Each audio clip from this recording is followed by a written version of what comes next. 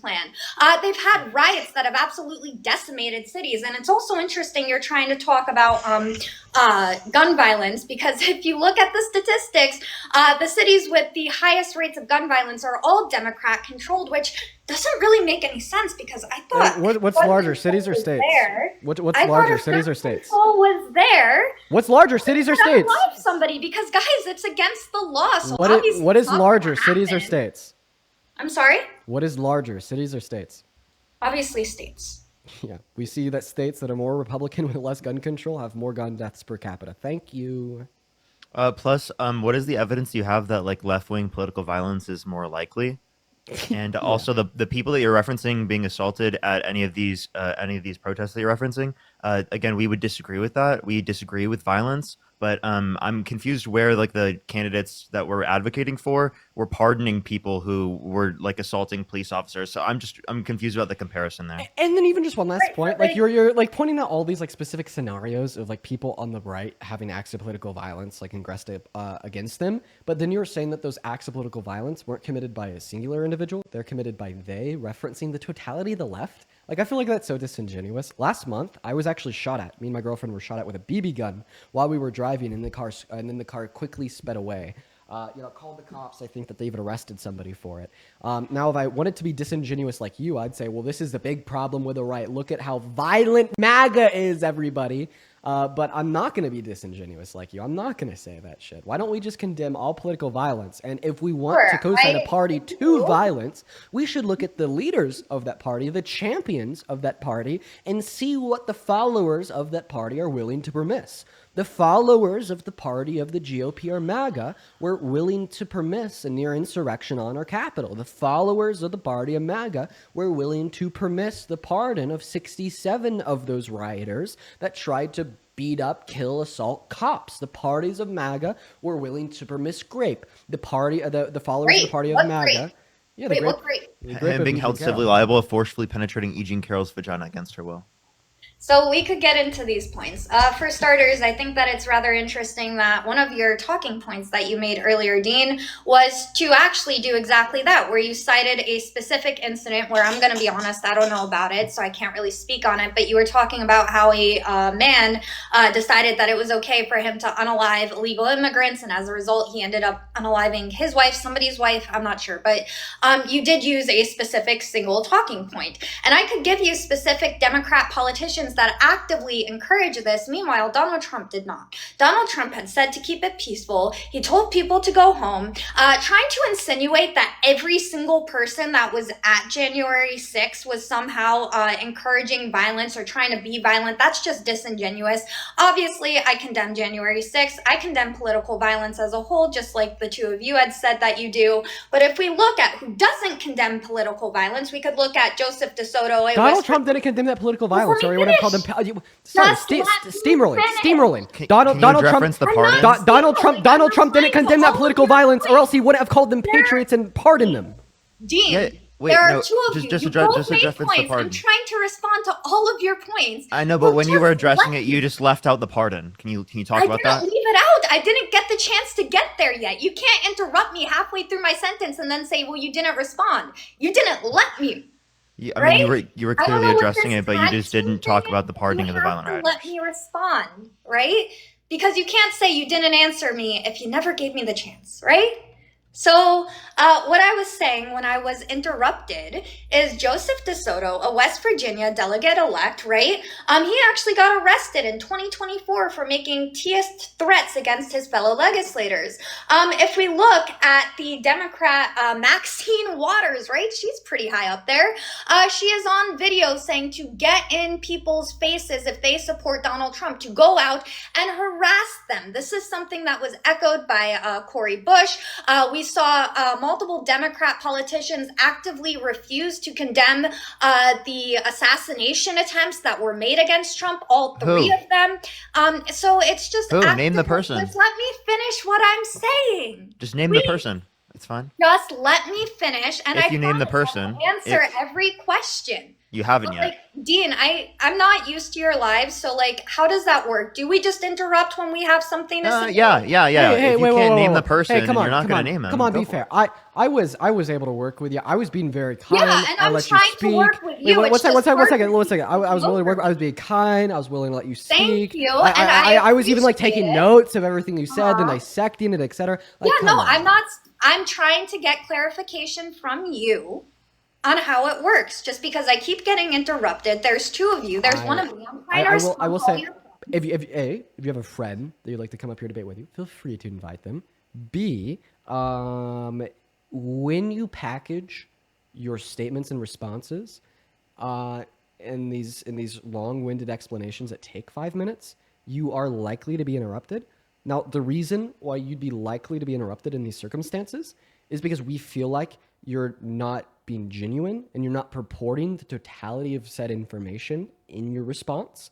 Like for instance, the reason why like Parker and I think even me interrupted you not too long ago was because you said, well, like Donald Trump condemned the violence on January 6th, and then you started talking about all these Democrats that haven't condemned political violence, right? But like, No, so in that statement, right? The reason why like I and Parker felt like it was really important to butt in and interrupt was because it's just completely outrageous to say that Donald Trump condemned that violence when he called them patriots and let them out of jail, right? And like obviously that's very necessary context that should have been addressed in your statement or response. Right. So there's plenty of things that I found outrageous that the two of you have said, and I let you say it. Again, it's going to take a little bit longer when there's two of you. I'll see if somebody will come up. But in the meantime, right, I'm just trying to genuinely understand, right? Because one of the things that I keep hearing during the interruptions is, well, you didn't respond to, but you got to give me the chance to respond to, right? That's how it works. But I'm just trying to clarify the rules so I could be respectful of your platform, of course. So moving on with that, and I did actually kind of already speak to what you were trying to insinuate, where you were sitting there and you're trying to tell me, oh, how could you say that Donald Trump condemned the violence on January 6th because he let people out of prison? Once again, it's not a fair statement to say that everybody who was there on January 6th was promoting violence. If anything, it's rather questionable that our FBI spent so much time and resources going after like random elderly ladies that happened to be at the Capitol at that time than they did on actual violent criminals. Okay. So I find this to be a red herring. I find this to be a red herring to my question. Okay, because basically what you're saying here. I'll be quick. Basically, what can't even do it. Basically, what you're saying here is that you can say Donald Trump condemned that political violence, even though he pardoned these people, because you're insinuating here the people that were pardoned weren't violent and were random old ladies that the FBI went after. Okay, that would be a very fair, cogent rebuttal of my statement if it was true. Like, no, his pardons included people like DJ Rodriguez, who pled guilty to the violent assault of a cop driving a stun gun into his neck. We even have it on video, okay? Like, when I'm referencing Donald Trump's pardons, I'm referencing his pardons of people like DJ Rodriguez. There was like another 66 people apart from DJ Rodriguez, who also were found or pled guilty to the violent assault of police officers on January 6th that he let out of jail. It is those specific pardons that make it clear he didn't condemn that violence, because if he did condemn that violence, he would have had them serve out the totality of their terms, and he definitely wouldn't have been calling them patriots. Sure. So the issue with, and like I said at the very start of this, I want to make this clear that I don't condone what happened on January 6th. That's not my prerogative. But at the end of the day, the left does themselves no favors when they do these things where, one, they set a hypocritical precedent for themselves, because once again, you're saying, oh, they assaulted police officers. Okay. What happened during these BLM riots? What happened? Dude, she can't do it. She can't even address it. She can't. She still can't. Dude, I'm going to go crazy. I have to be able to make this point. Please let me make this point. Jesus Christ. Let me finish a sentence.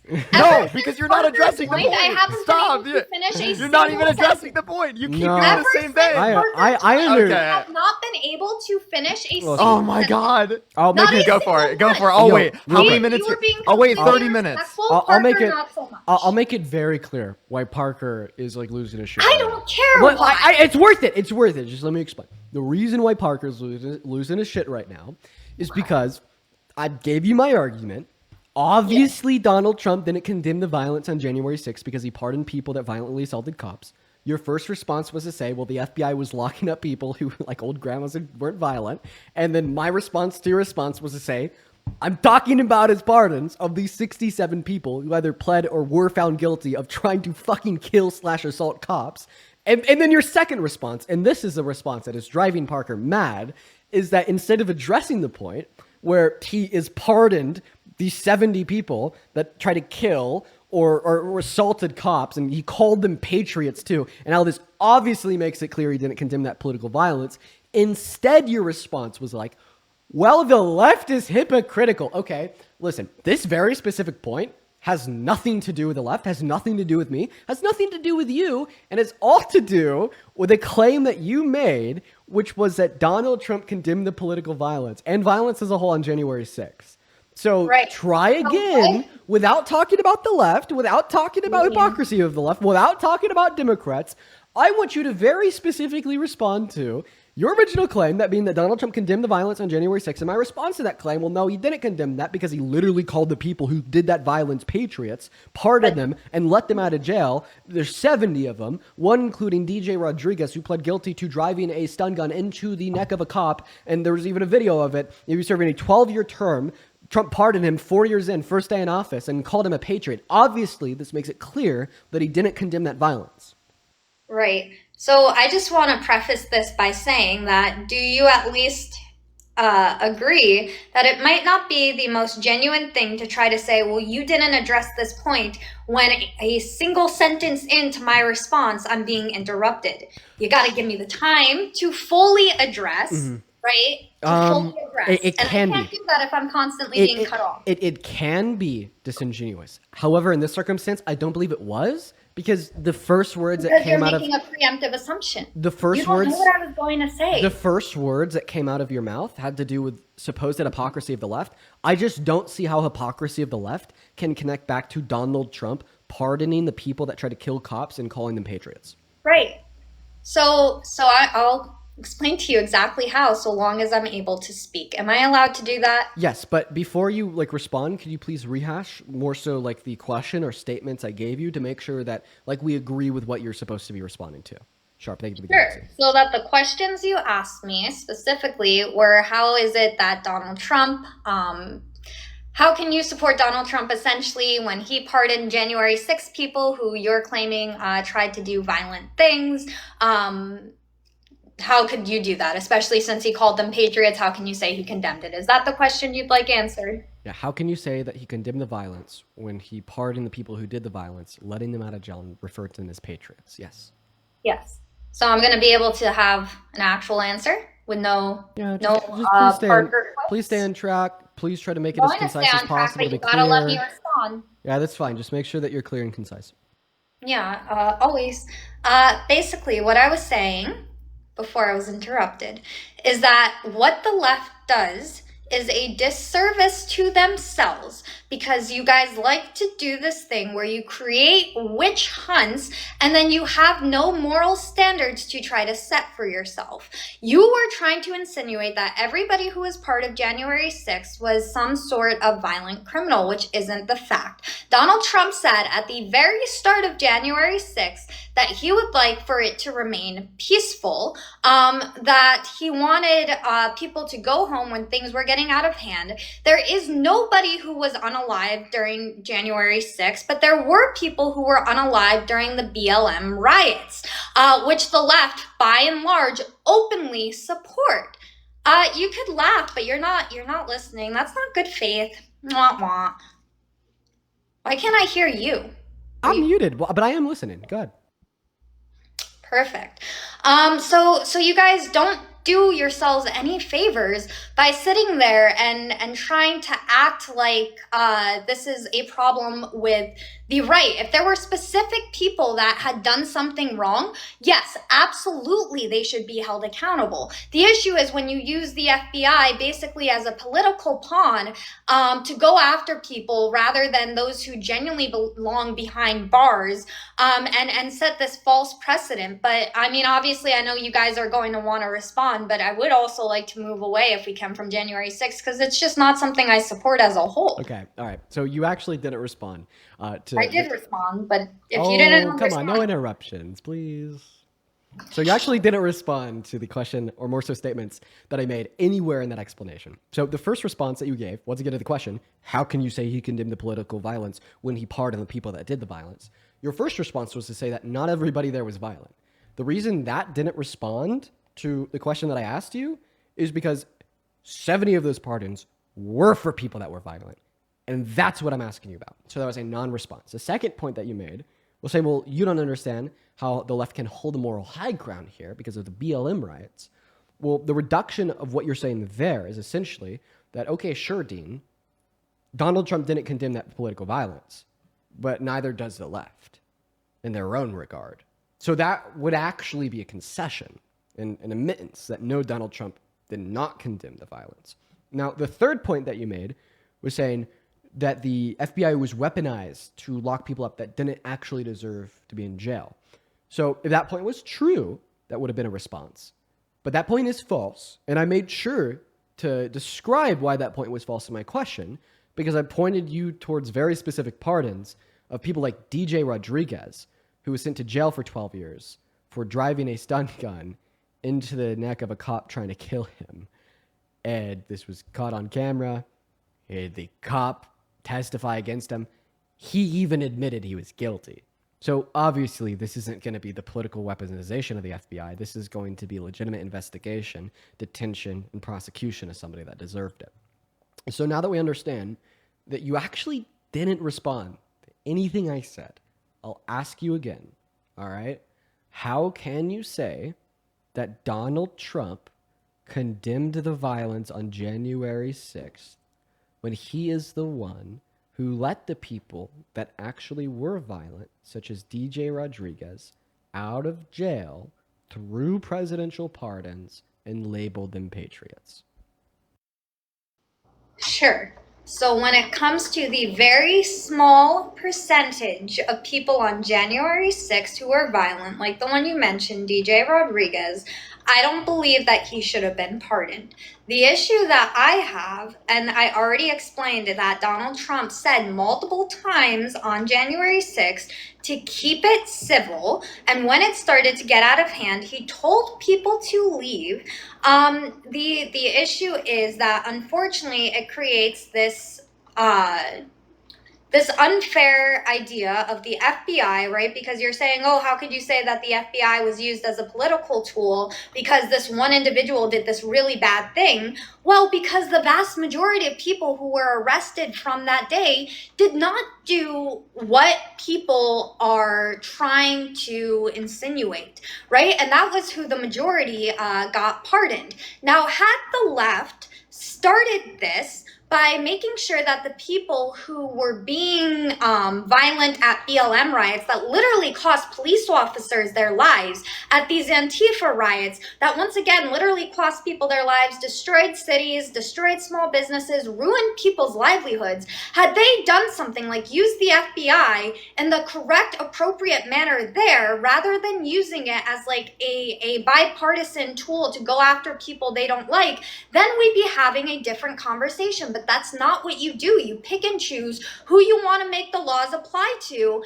and that's why you guys just really don't have a leg to stand on when it comes to this. But like I said, I think that at the very least, we can all find some common ground that we're against political violence, right? You guys, I'm hoping, are against the riots that took place from BLM and Antifa. I'm against what happened on January 6th for those who actually broke the law. So, I don't know. I feel like there's a better use of time, but if you want to continue, we continue. It's fine.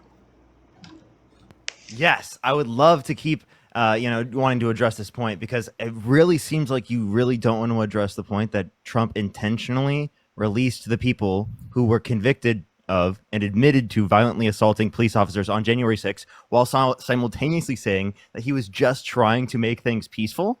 Can you please explain that? Because that's like the most intentional thing that you could identify. He intentionally was doing that. Address that. That was an intentional purpose that he had behind that. And then like imagine if I had a kid and I told my kid that when he goes to school to fight like hell, but also to keep it peaceful, and then he went to school and he stomped the skull in of some other kid on the playground. And when he got home, I gave him an ice cream, even though I told him to fight like hell but to keep it peaceful before he went to school. Did I condone that violence? No, because here's the issue. Donald Trump told his supporters to keep it peaceful. He also told them to fight like hell. Can I reduct you this, please? DJ Rodriguez went to J6. He drove a stun gun into the neck of a cop. He got sentenced to 12 years in jail. Donald Trump regains the White House. He looks at DJ Rodriguez. He gives him that metaphorical ice cream cone. He lets him out of jail, scot-free, 8 years unserved, and calls him a patriot. So obviously Donald Trump didn't condone DJ Rodriguez's violence either. If Joe Biden pardoned people who were involved in any of the riots that you're referencing, please explain to me why you would think that wouldn't be condoning the behavior. Right, so here's the issue. You guys are trying to use the term fight like hell to say, oh, be violent, but that's not what Donald Trump was saying. What he was saying is that, unfortunately, if you look at the reasons why people were so angry on January 6th, again, not that it excuses actions, but why were they angry? They had everything taken away from them because of what the Democrats... Let me finish. Dude. Of what the Democrats had done. Listen, real quick. Explain to me how Donald Trump could condemn DJ Rodriguez's violence on J6, even though he let him out of jail 8 years early and called him a patriot. 3 sentences or less. Go. Will I be able to finish what I was saying before that after? Maybe. 3 sentences or less. Go. How can you say that Trump condemned Rodriguez's violence on January 6th, even though he let him out of jail 8 years early and called him a patriot? How can you say that? I already stated that when it comes to DJ, I think that was the incorrect. So did he or did he not condemn DJ Rodriguez's violence? He condemned violence as a whole and told people not to be violent.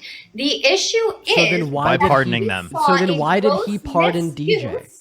We saw a gross misuse of what is supposed to be a justice system that was anything... Was the justice system He was condemning him. He was condemning him by pardoning him. Was the justice system misused against DJ You Rodriguez? guys have to listen to me. Was the justice system misused against DJ Rodriguez? In this specific case with him, no. And like I said... So then why did Trump pardon him? Why did Trump pardon DJ Rodriguez if he condemned what he did? The issue is you guys are cherry picking. You're honing in on this one guy. We're honing in on the violence. We're honing in on the violence. Why did Donald Trump pardon DJ Rodriguez and the other 6? No, the overall issue was the violence. The overall issue was the violence on January 6th. There was 70 people who were found guilty for violence against cops on January 6th. I'm talking about DJ Rodriguez and the other 69 people. So you disagreed with their pardon. The overall issue. The issue that we're talking about was specifically the violence against cops on January 6th. That is the overall issue. I'm making that the overall issue. That's what we are debating. We are debating if Donald Trump condemned that or didn't condemn that. That is what this debate is about. So now that both you, me, Parker, and everybody listening understands that we are debating if Donald Trump did or did not condemn that violence, let's talk about it. There was 70 people who pled or were found guilty of violence against cops on January 6th, and they went to jail.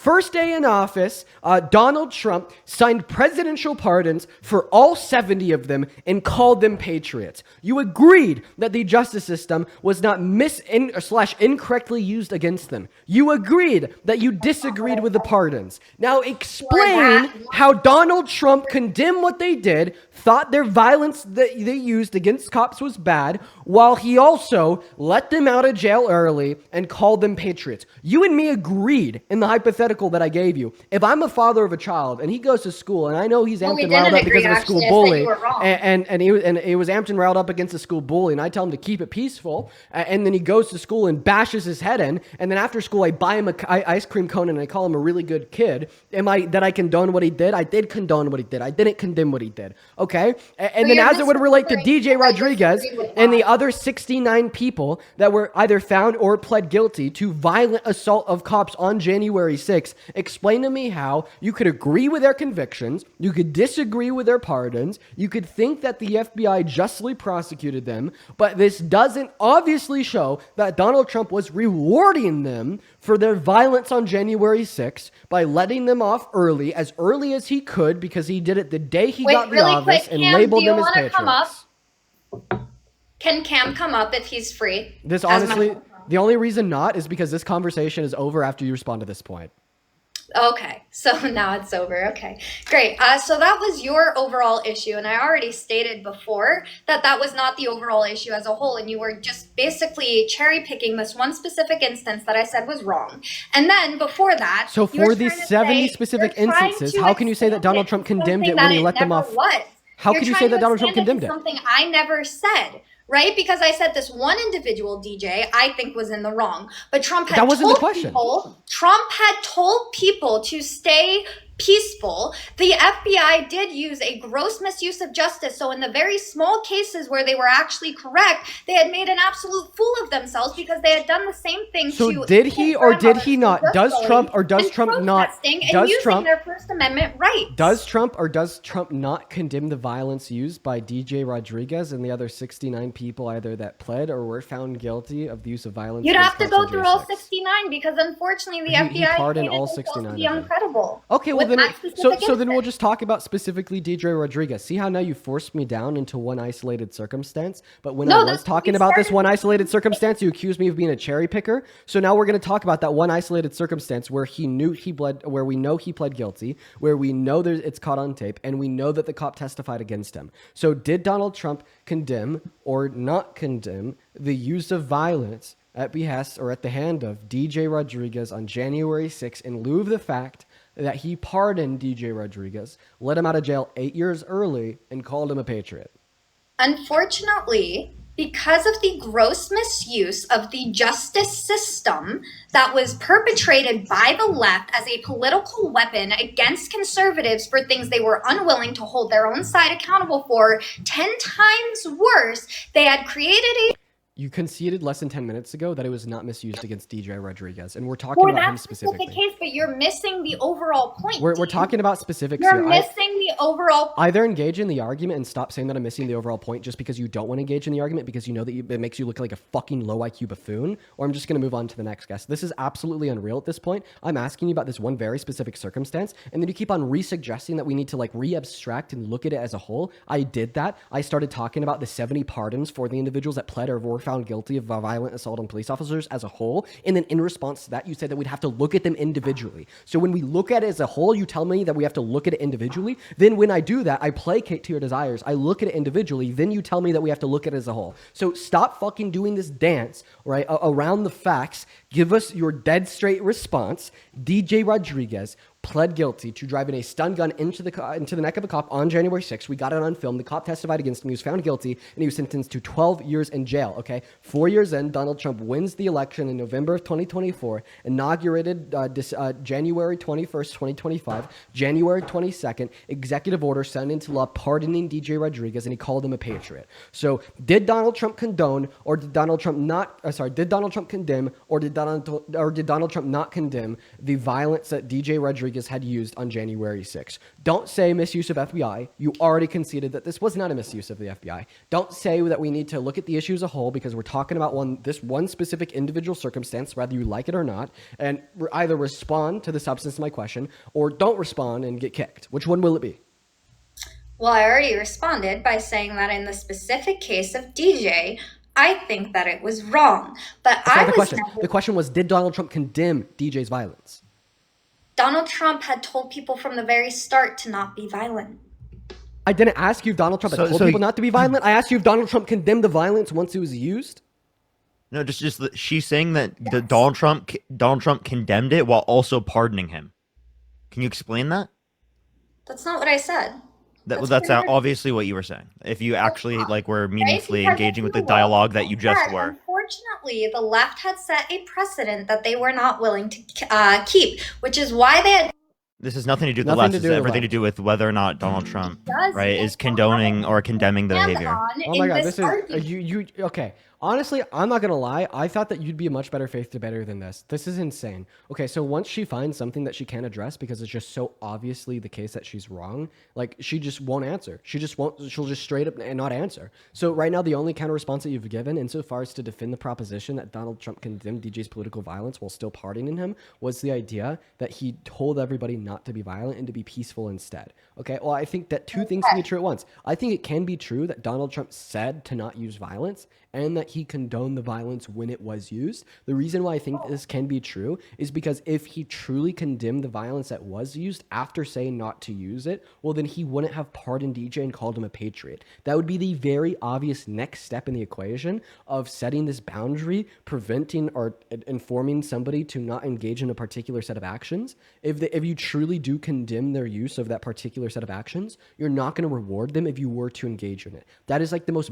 basic incentive structure known to mankind. If I'm a father and I tell my kid that he can't stay up past 8 p.m. on the Xbox and he does stay up past 8 p.m. on the Xbox, what would a good father do? He'd pull the plug on the Xbox and tell the kid to go lay down and go to bed. Well, if instead I said he can't be up past 8 a.m. on the Xbox and then he does stay up past 8 a.m. on the Xbox, I give him an ice cream cone and $100. Obviously, I'm not condemning him staying up past 8 and using the Xbox, even though I told him not to. And honestly, 8 years as a free man that DJ Rodriguez would have spent in jail if not for Trump's pardon is infinitely more valuable than an ice cream cone and $100. So thereby, we have infinitely more reason to believe that he very obviously didn't condemn his use of violence.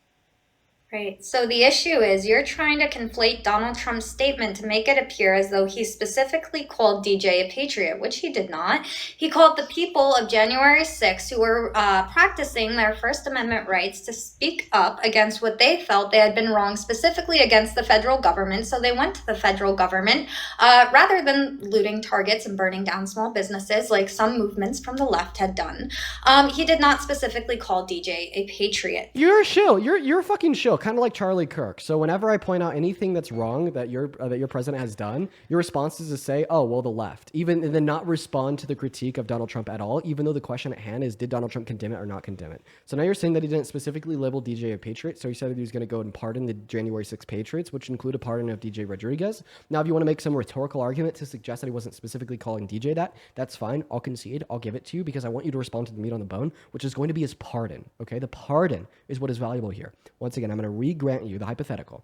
If I'm a dad and I tell my son that he cannot be up on the Xbox past 8 p.m. and he does stay up on the Xbox past 8 p.m. and I give him $100 and an ice cream cone and I let him stay up on the Xbox for the rest of the night, right?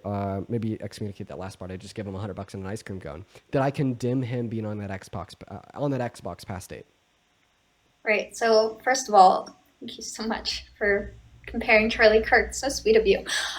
Second of all, what I'd like to point out is that you're being disingenuous, because if you look at the root of the argument, which you are consistently failing to do, right, this all stems from the Fight Like Hell tweet that you had originally mentioned. No, right? this has nothing to do with the Fight Like Hell tweet. This has all to do with DJ Rodriguez being violent on January 6th and then Donald Trump letting him out of jail. This has nothing to do with the Fight Like Hell tweet. This has to do with DJ Rodriguez being violent on J6 and then Donald Trump pardoning DJ Rodriguez. That is the argument. That is the argument. But the question is not, was Trump wrong on that instance? It is, did Donald Trump condemn the use of violence that DJ Rodriguez deployed?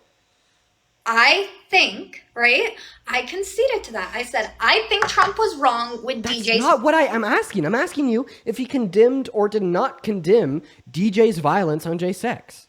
He condemned all of the violence, including DJ's. Including pardoning it. So did he condemn DJ's? Does that include DJ's? Does that include DJ's? Did he condemn DJ's violence? Yes or no? Yes. Yes. Okay. So he condemned DJ's violence. Inherited a corrupt FBI. Okay. So you're basically saying that he condemned DJ's violence and then rewarded DJ. So this goes back to the hypothetical I gave you. No, I'm if saying it is his the case, hand was forced because the FBI had become, unfortunately, such a corrupt tool that has been proven by the left to be used to go after their political opponents in absolutely disgusting ways. So he pardoned DJ because the FBI was corrupt? You agreed that the FBI was inside of their proper usage as it related to his pardon, as it related to their condemnation of DJ Rodriguez. That specific case, but once again, so why did he pardon that specific person?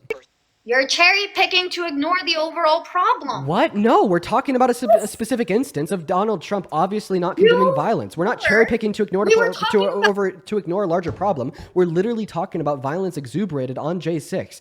I'm giving you an instance of violence on J6 that he obviously didn't condemn. This has nothing to do with cherry picking or trying to hone in on some specific circumstance. The reason that we're talking about this specific circumstance is because A, I know the facts of this specific circumstance, and B, this specific circumstance makes it incredibly clear that he does not condemn the violence used on J6 as it relates to DJ Rodriguez trying to kill a cop by driving a stun gun into their neck. This is so fucking abundantly clear. You're doing everything in your power to maneuver and super navigate around this point. You should be fucking embarrassed of your low IQ and your very subpar debatability because you look absolutely terrible right now. Anybody with half a brain and the knowledge / education of a third grader can obviously look at you and say, oh my god, she is not responding to what Dean is saying. Oh my god, she's just not listening at all. Every single time Dean says anything or asks any question or makes any point and then asks for her response or cogent rebuttal, she has a complete inability or lack thereof an ability to do so. And the reason why I say that is because I'm looking at these two facts. DJ Rodriguez tried to kill cop on January 6th. Donald Trump pardoned him. Therefore, Donald Trump did not condemn DJ's violence. Your first response was to say, well, he told everybody not to use violence. I gave you a hypothetical to show that that's utterly useless insofar as condemnation because of the incentive structure. If he truly condemned the violence used because he said not to use violence, then he wouldn't have pardoned him. And my analogy to show that this is the case was to say, imagine that I let my son play his Xbox until 8 p.m. If I truly didn't want him to be on the Xbox after 8 p.m., I would take him off the Xbox. If I didn't really care and didn't condemn him being on the Xbox past 8 a.m., I definitely wouldn't have then thereby given him an ice cream cone and $100. I wouldn't have rewarded him for staying on it past 8 p.m. And then, okay, for everybody spamming Free Parker in the chat, I'm so fucking sorry, everybody. Like, this is ridiculous. Like, I'm being very specific and detailing why she's wrong. Like, Parker's very free to talk once I'm done, but like what I'm saying here is like very, very valuable, and I appreciate if you guys could recognize that. So then I used an analogy to show like what Donald Trump had done would violate the incentive structure of true condemnation following from his first statement of saying that you shouldn't use violence or you should be peaceful or whatever the case is. And then your second response was to say, well, it is the case that the FBI is corrupt. Well, the reason why that second response is invalid is because it is the case that you told us that the FBI wasn't corrupt in their condemnation as it related to DJ Rodriguez because he truly did do these things. And then your third response, once I gave you that analogy and I pointed out the fact that you told us that the FBI was used appropriately in the circumstance of DJ Rodriguez, you told us that this is just a micro event that we should ignore and I'm cherry picking and we need to talk about the whole picture. So what is it going to be? Are you going to try to run away again by telling me that we should focus on the full picture? Or are you going to respond to the fact that the FBI wasn't misplaced as it related to their condemnation of DJ Rodriguez? Or are you going to respond to the fact that the incentive structure that Donald Trump set forth obviously shows that no, he didn't condemn DJ Rodriguez's actions following his statement to not use violence because he pardoned him? And then Parker, after she responds to this, feel free to take it away. Thank you, Dean, so much for imparting that wisdom on us. You're very seen and appreciated. I find it kind of interesting that you're sitting here talking about, oh, you're so low IQ, and then all you could do is resort to insults after you had to bring up Parker to fight on your behalf. Wait, Wait. I didn't bring up Parker to fight on my behalf. He was literally in the queue, so I let him up. Just let me finish. Wait, I'm sorry, but that was just abundantly wrong. Parker, did I text you to come up? Nope. Parker, did I reach out to you in whatsoever? Nope. Why did you request to join? Because I actually already told him at some point I would join up on the live whenever it is the case that I was free. Right, precisely. So shut I the actually hell didn't up even and I'll respond know to what my the debate was before I even like clicked on to even send a request. Right. Beautiful. So shut the fuck up with that bullshit. Now respond to my points. Yeah, I was responding. No, if you look at the way that you've been debating this entire time, we'll be speaking about a broad issue, and then you'll cherry pick this one point to try to really hone in on because you feel that it's going to be your saving grace, but it never is. Because unfortunately, these very small cherry picked incidents always relate back to the bigger problem that you just want to ignore because you have no way to fight against it. You have no way to refute it. So you just look at She's running away, but she's trying to make it my fault that she's running away. Listen to this absolute clown show. So she won't respond to the fact that Donald Trump very obviously didn't condemn DJ's violence. She's saying, Dean, you are terrible for getting me in this logical corner. Dean, you suck at debating so much because I don't know how to respond to your point. Dean, you are so bad for fucking drilling me with specific information about a specific pardon of a specific violent offender that I think that we need to obfuscate, extract the conversation and muddy the water by making it more vague and broad scale. And you were such a POS, Dean, for honing in on the specifics. It's absolutely an unbearable cope. COPEIUM, copium to the max. I'm so sorry that you don't know your facts. I'm so sorry that you can't follow a simple logical syllogism. And I'm so fucking sorry that you're such a shill for the right, likely funded, that it is the case that you can't even admit that Donald Trump didn't condone Donald Trump's use of violence on January 6th, even though he pardoned him and set that incentive structure forth. Absolutely unreal. I don't want any more tears. I don't want any more cries for help. I don't want any more copium. I want you to either address the facts or ignore the facts and leave as it relates to Donald Trump obviously not condemning the use of violence of DJ Rodriguez on January 6th because he let him out of jail. He condemned the violence of all of them. I've already responded to that with use of an analogy. You don't even remember my analogy, do you? Nope, I remember you were talking about being a dad and, oh, if my kid was on their Xbox too late and I rewarded them for it, which isn't a similar analogy in the slightest because once again, it just oversimplifies the issue and completely negates the main problem because you have to stay away from the main problem. You rely on these cherry-picked incidents, which I've already said, I think it was wrong in that one specific case. So once I said that in that specific case, this is wrong, but we're talking about an overall problem that needs to be addressed that unfortunately hasn't been, you just kept going back to that and back to that and back to that because you cannot address the overall problem that's being faced. So the overall problem that you think there is like a misuse of the FBI under Biden and Harris? I think that under the Democrat administration, probably I'd say starting with Obama, we've seen a... Great, yeah. How Obama handled the FBI shouldn't be relevant to if Donald Trump condemned DJ Rodriguez's violence on January 6th following his pardon on January 22nd, 2025. But I've already said in the specific case of DJ, I think it was wrong. But that would, for the 11,000th time, I'm not asking you if you disagree with the pardon. I'm trying to get you to admit that this shows that Donald Trump didn't condemn his violence. Your only counterargument has been to say, well, he said not to use it. Okay, that doesn't matter because two things can be true at once. He can say not to use violence, but if violence happens, he doesn't condemn it, right? That's logically possible. Can you concede there? I think that in this case, it was... That's the answer to my question. Is that logically possible for those two things to be true at once? Is it possible? But he says not Yes. to use violence. Okay. Is it possible? Yes. Do Okay. I think that it's this specific case? No. Okay, would you say that an implementation of this would be if I had a son and I told him he has to get off the Xbox at 8, but then he doesn't get off the Xbox at 8, and I give him an ice cream cone and a $100 bill, that I condemn him being on the Xbox past 8? I don't think that's a similar thing because Answer the question. I don't feel like answering something that's just completely not related because Okay, well, it's you not. could prove its lack of relevance after you answer the question. Come on, have a spine. Which one is it? Did I condemn him being on the Xbox Pass 8 merely because I told him that he shouldn't do it, even though after he did do it, I gave him a I'm ice not cream cone playing and a into $100 false bill? topics. It's just not gonna happen. Okay, so now I've been able to beat you so badly in this debate that we've gotten to the it's just not going to happen point. Jesus Christ, It's not going everybody. to happen This is because what an it keeps absolute moving. intellectual slaughter looks like. This is what an intellectual slaughter looks like. But take it away, Parker. Go ahead. Can you define condemn? I'm sorry. Can you define condemn? Sure. Condemn is basically saying that you think something is wrong, that you're against it.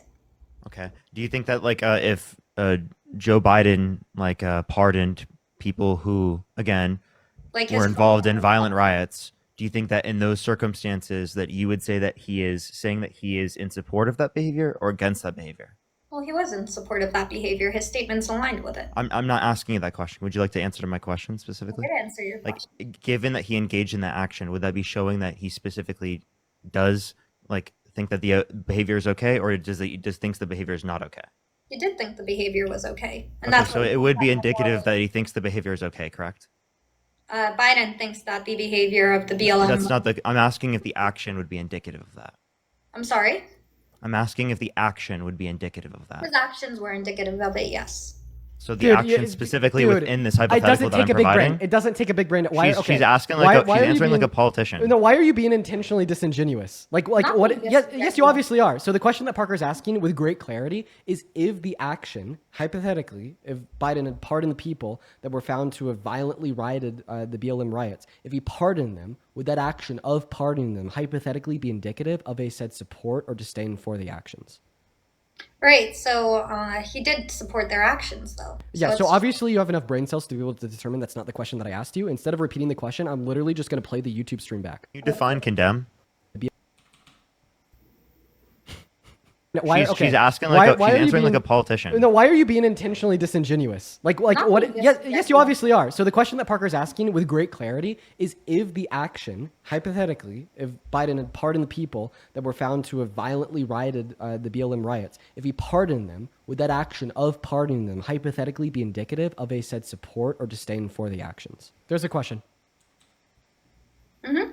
What's the answer? I'm saying that he had already condoned their actions. Not an answer. We'll replay the question. That were found to have violently rioted the BLM riots. If he pardoned them, would that action of pardoning them hypothetically be indicative of a said support or disdain for the actions? Your answer selections are support or disdain. Which one is it? So they were never arrested because they didn't actually care about the violence from the left, so he couldn't pardon them. Yeah, actually, also not a response because if you listen to the That question is for a a third, response. no, it's You not because if you told listen me to the that- question, if you listen to the question for a third time, you literally hear me say hypothetically. Listen to it. Asking with great clarity is if the action, hypothetically, if Biden had pardoned the people that were found to have violently rioted the BLM riots, if he pardoned them, would that action of pardoning them hypothetically be hypothetically indicative of a said support or disdain for the actions? What's your response? My response is, why were they never arrested? Why didn't the FBI go after them? Okay, so you just concede, right? No, I'm asking you a question. Why didn't the FBI go after them? So you're not going to answer the question in that clip? They Why had would to I have been. pretend when They people were they that- charged and convicted? Dude, I'm sorry. Why This is would I your play career's pretend over. when we could deal with the actual issue? Chat, is her career over? Like this My is career? Yeah, it's so over. It's cooked after There's this. enough right wing grifters that are out there that specifically like hold insanely like ridiculous positions that are just able to make money off that continually. She's probably going to be in that list. Like the fact that you can't answer this question is unbelievably ridiculous. I This is can. a very I'm simple not- question to I'm ask. choosing to not play pretend when we could deal with the Pretend? double What do you standards mean that pretend? exist. What do you mean by pretend? I mean, they were never even arrested to begin with, which just goes. Wait, they to were the they charged and misuse convicted? of the justice Were they system. charged and convicted? The specific people from the BLM riots? No. I'm Why referencing weren't they? no, not what I'm referencing. Why I'm referencing weren't the Why January doesn't the 6 left rioters. hold- I'm I'm sorry. referencing the January 6 rioters. I think that we just re-asked the question. Okay, so once again, we'll do this one last time. Okay, we'll do this one last time here. So this is a hypothetical question. The reason why hypothetical questions are incredibly relevant to this debate is because hypothetical questions can better inform us of like what our underlying logical principles are going to be. Obviously, if we hold a belief or a set of beliefs, we're going to want them to be like logically coherent. So if you say in like one circumstance that Trump, right, is condemning, right, the actions of a violent rioter that he pardoned from his crimes, logically speaking, in order to not contradict yourself, you'd have to say the same thing to be true of Biden. Okay, and we're asking you this question as it relates to Biden because it's going to put more pressure on you to say otherwise. To be honest, because it's Biden, not Trump. It's a Democrat, not a Republican. And that is the relevance of the question. We are going to go ahead and play back the question one last time. And here's actually what we want to do. Everybody watching, okay, even if you're a right-winger, even if you're MAGA, I want you to laugh your ass off at her in the chat, on both TikTok and YouTube, everywhere. Just absolutely laugh your ass off at her. And if you ever see her, laugh your ass off again, because she just doesn't have an ability to answer this question. And people on the right, you should also do this too. Hold your own accountable. Because I know even the average Trump supporter can look at her not answering this question and admit and acknowledge that she looks laughable. Bipartisanship, baby. Let's go ahead and play the question one last time.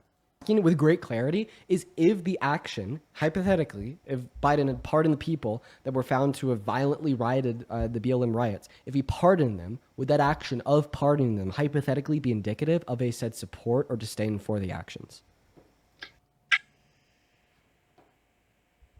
Mike's on you. Unfortunately, we never saw a day where Biden could pardon them because the left refused to arrest them. She's laughing because she knows she's a grifter. You grifting piece of shit. You know you're fucking disingenuous. Oh How much are you paid? How much are you paid to do this? This is crazy. This is crazy work. This is some crazy shit. Are you okay right now? How much are they paying you to do this? Who the fuck is paying you? Yeah, bro. Seriously, what the fuck is wrong? No, like seriously. How can you not answer this question? I know that like usually like the whole grifter thing is like not true, a joke, etc. But like you have to be protecting something here, because I know that like your ego, your dignity is just like on the floor right now, and I know that even you know that. I know that even you know that. So you're protecting something here. You are protecting something here. Is it maybe protecting a paycheck? No, I don't do this. Okay. So then why are you refusing to answer that question? Because come on, because admit it. We know that you're not answering that question. Topics that exist within reality that we could be focusing on, like why weren't they arrested? Why were they not held accountable? Let's start with. So you're basically oh saying, my god, she keeps making the same points. We already responded to this. Yeah, what did I say?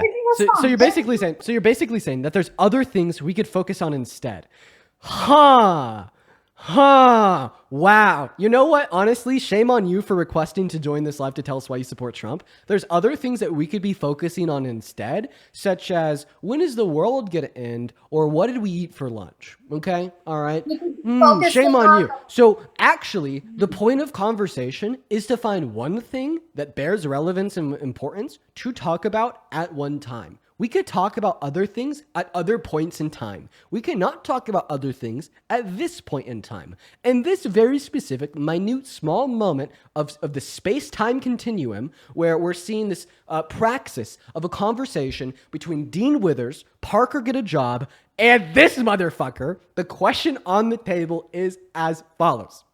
Right, so he did. Let's just see how long this lasts. Let's keep asking the questions. So obviously you have enough brain cells to be able to determine that's not the question that I asked you. Instead of Sorry. No, you're good. Yes, you obviously are. So the question that Parker's asking with great clarity is if the action, hypothetically, if Biden had pardoned the people that were found to have violently rioted the BLM riots, if he pardoned them, would that action of pardoning them hypothetically be indicative of a said support or disdain for the actions? Take it away! And then welcome to the Dean and Parker Game Show! Welcome to the Dean and Parker Game Show! Wait, we gotta make this even better. We gotta make this everyone just give us a second. Just give us a second. We're gonna make this so much better. Game show music, not copyrighted. Phenomenal. Oh, here we go! Oh, let's see. Royalty free. Oh, let's see here. Royalty free. Okay. All right, everybody tuning in. The question is on the table for the contestant in the Dean Withers and Parker. Do you have a brain game show? Woo! And the question is as follows. If President Joe Biden had given presidential pardons to people that were found guilty of violent actions in the BLM protests / riots, do you think that would tell you that Biden condemned the actions of those violent rioters, or that Biden did not condemn the actions of those violent rioters? Why were they never arrested under Biden's system? Were they charged and convicted? This is embarrassing. Were they charged and convicted? Dude, Parker, don't entertain this bullshit, man. I'm telling you. No, Like, we gotta keep our because topic they here. don't care. When it comes to violence from the left, they encourage it. They literally actively Maxine Waters I will give you $50 if go you answer out the and question. harass men. I'll give you $100 if you answer the question right now. The question, $100, $100. You know what? Fuck it, $1,000. You know what? Right I have now. a crystal ball, everyone. I have a crystal ball. The paid propagandist is going to make some argument that's totally irrelevant to answering the fucking question. So Look at this. I'm not even joking. I'm not even joking. I'm going to give you $1,000 if you answer the following question. $1,000. Okay. The question that you need to answer for $1,000 is as follows. If President Biden hypothetically pardoned people that were convicted and thrown in jail for violent offenses during the BLM riots, would this tell you that President Biden condemned the action of those rioters, or did not condemn the actions of those rioters? No. That's not even an answer. Would that tell you that he did condemn them, or didn't condemn them? It would say that it would depend on the specific circumstances. A violent rioter that during one of these BLM protests drove a stun gun into the neck of a cop and then pled guilty to it. Back to the cherry picking. Awesome. Oh, now you give the specific circumstances. Like, you're cherry picking. What? Dude, you're rage baiting! You're rage baiting! Listen to this! We need the instant such a replay! propagandist. We need the instant replay! We need the instant replay! For $1,000 is as follows. If President Biden hypothetically pardoned people that were convicted and thrown in jail for violent offenses during the BLM riots, would this tell you that President Biden condemned the action of those rioters, or did not condemn the actions of those rioters? No. That's not even an answer. Would that tell you that he did condemn them, or didn't condemn them? It would say that it would depend on the specific circumstances. A violent rioter that during one of these BLM protests drove a stun gun into the neck of a cop and then pled guilty to it. Back to the cherry picking. Awesome. Oh, now you give the specific circumstances. What? I'm gonna start crying. Why did you answer the actual question? Bro, I'm actually crying, dude. I'm actually crying, dude. I'm I actually want to talk crying. about the actual Dude, straight tears, bro. Oh my god. Oh, We won't talk about the actual Oh my subject goodness matter. gracious. Jesus fuck. Dude, I got, you know what? Thank you for making me start to develop tears in my eyes because of how hard I'm laughing at you. oh my god. This is so brutal. Oh Actually, my dude, goodness. Are you like a Can I ask you psyop? something? Are you I'm are you a psyop from the left? Like does the left pay you? Is Obama, right, on your bank account, like paying you to make the right look this bad? Look bad, sweetheart. Can I ask you something? No. Hold on, thank you so much for the money, and I appreciate you so much for the love. What a wild, wild ride. Everybody, that has got to be the craziest, most dense guest that has ever been on this live. And she was so dense, it wasn't annoying. It was laughable. It was funny. That's how dense she was. She was so dense that it was literally like great fucking entertaining content because everybody was just laughing at her the whole time.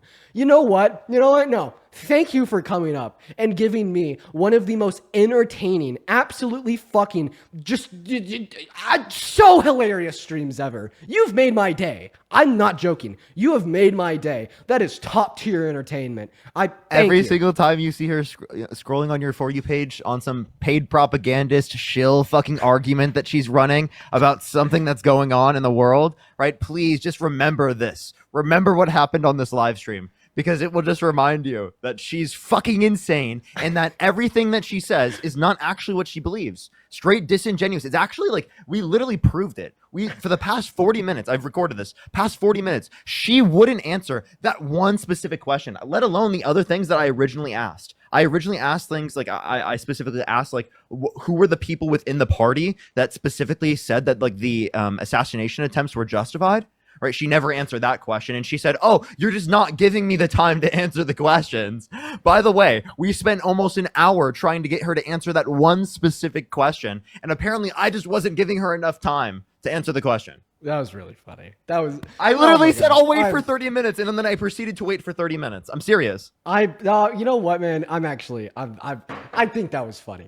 You know what, man? I'm happy we did that because I have a smile on my face after laughing at her so hard. That's like she got exposed so hard. Yeah, that has to be one of the most like brutal peen takedowns in history. That might be number one, bro. I'm not gonna lie. Can you think of a more brutal fucking exposing before? I certainly can. I don't know. That was just straight, absolutely diabolical, preposterous, I might say. Yeah, there's no coming back from that one. There's literally no coming back. We're gonna move on to the next guest, everybody. That was like a monumental peen moment. Like absolute cinema. Do you support Trump? Dude. Fuck no. That was fucking hilarious. Yeah. All right, guys, we're going to move on to the next guest. Make sure if you're in that queue, that means that you are MAGA and that you support Trump. We are just looking for some Trump supporters to talk to. We're going to move on to the next guest. Everybody just do be patient while we get them up here, y'all. We're going to go to get that next guest loaded into the box right now. If you are in that queue, make sure that you support Trump. Let's go to move on to the next guest now. How many hours you been on live, bro? Actually, coming in on 4. I probably have like another 30 or so minutes. But I'm feeling good. I'm going to keep on going. Let's go to get that next guest up here while we do. Brian. Sure, I'm going to thank everyone myself. I actually do have a couple people to thank as well. I'll go super quick. Brian, thank you for the $10 over on PayPal saying, Dean, I'll take dumb MAGA Karens for 400. Thank you for the love, Brian. Just some love to Brian down below. Then Mel with a $10 saying for the top tier entertainment. Thank you, Mel. Dean. What's going on? You support Trump? I love you. I appreciate you for the love, man. Go ahead and drop a MAGA down below in that comment section if you want to come up and debate. We are just looking for Trump supporters, y'all. As well as Maya with a $5. Thank you so much for the love, Maya. Shelly with a $14 saying we value you, Dean. We know what you're doing, what you're saying is important and that you aren't stopping. Dude, Shelly, I really appreciate you for the love. Let's get 100 Shelly W's down below. As well as Michelle with a $10. I do appreciate you for the love. You asked me not to read your donation message out loud, so I will not. Karen, thank you so much for the $20 over on PayPal. Let's get 200 Karen W's down below. Karen says this guest makes me miss Q-Top. Dude, Karen. Oh my God, if you know, you know. That is a wild insult. That is probably one of the worst insults I've ever heard. Thank you for the $20, Karen. That's incredibly kind. As well as Jan, thank you so much for the $10. That is incredibly kind of you. Let's see here. Erica, thank you so much for the $20 over on Venmo from 30 minutes ago, saying, Alex and I have no words. This woman is so far in the cult of hypocrisy, staggering, so bad faith. What a wannabe. Appreciate you for the $20, Erica. As well as James, thank you for the $20 as well. Show some love to James down below. I do really appreciate you so much for the love. As well as Lindsay with the $10 over on Venmo and Annalie with a 20. Thank you so much. Annalie says, the big beautiful bill stopped majority of the funding for the Epilepsy Foundation of America, and TikTok won't let me make a post about it. But there's a epilepsy walk in Philly on the 12th. Could you possibly mention it on live so more people know about it? Yeah, for sure. If you live in Philly and you'd like to protest against the BBB and its cuts to epilepsy research, please get out there on the 12th and do your civil service. That's a really good idea. And then also, yeah, no, if you're watching and you want to support me, you guys, I have my Venmo, my PayPal. It's majority of my PayPal that works. That's in the link tree in my bio. I get 100% of the proceeds over on those platforms, so it goes straight to me, as well as you get a notification at the top of my phone screen where I could, of course, read out your name, thank you, as well as read your message.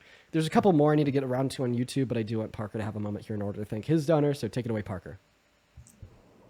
I actually did so while you were doing it while muted, so. Oh, great. Well, what's going on, Mike? Do you support Trump? Yeah, I support Trump. I think out of the candidates, he was the better of the two.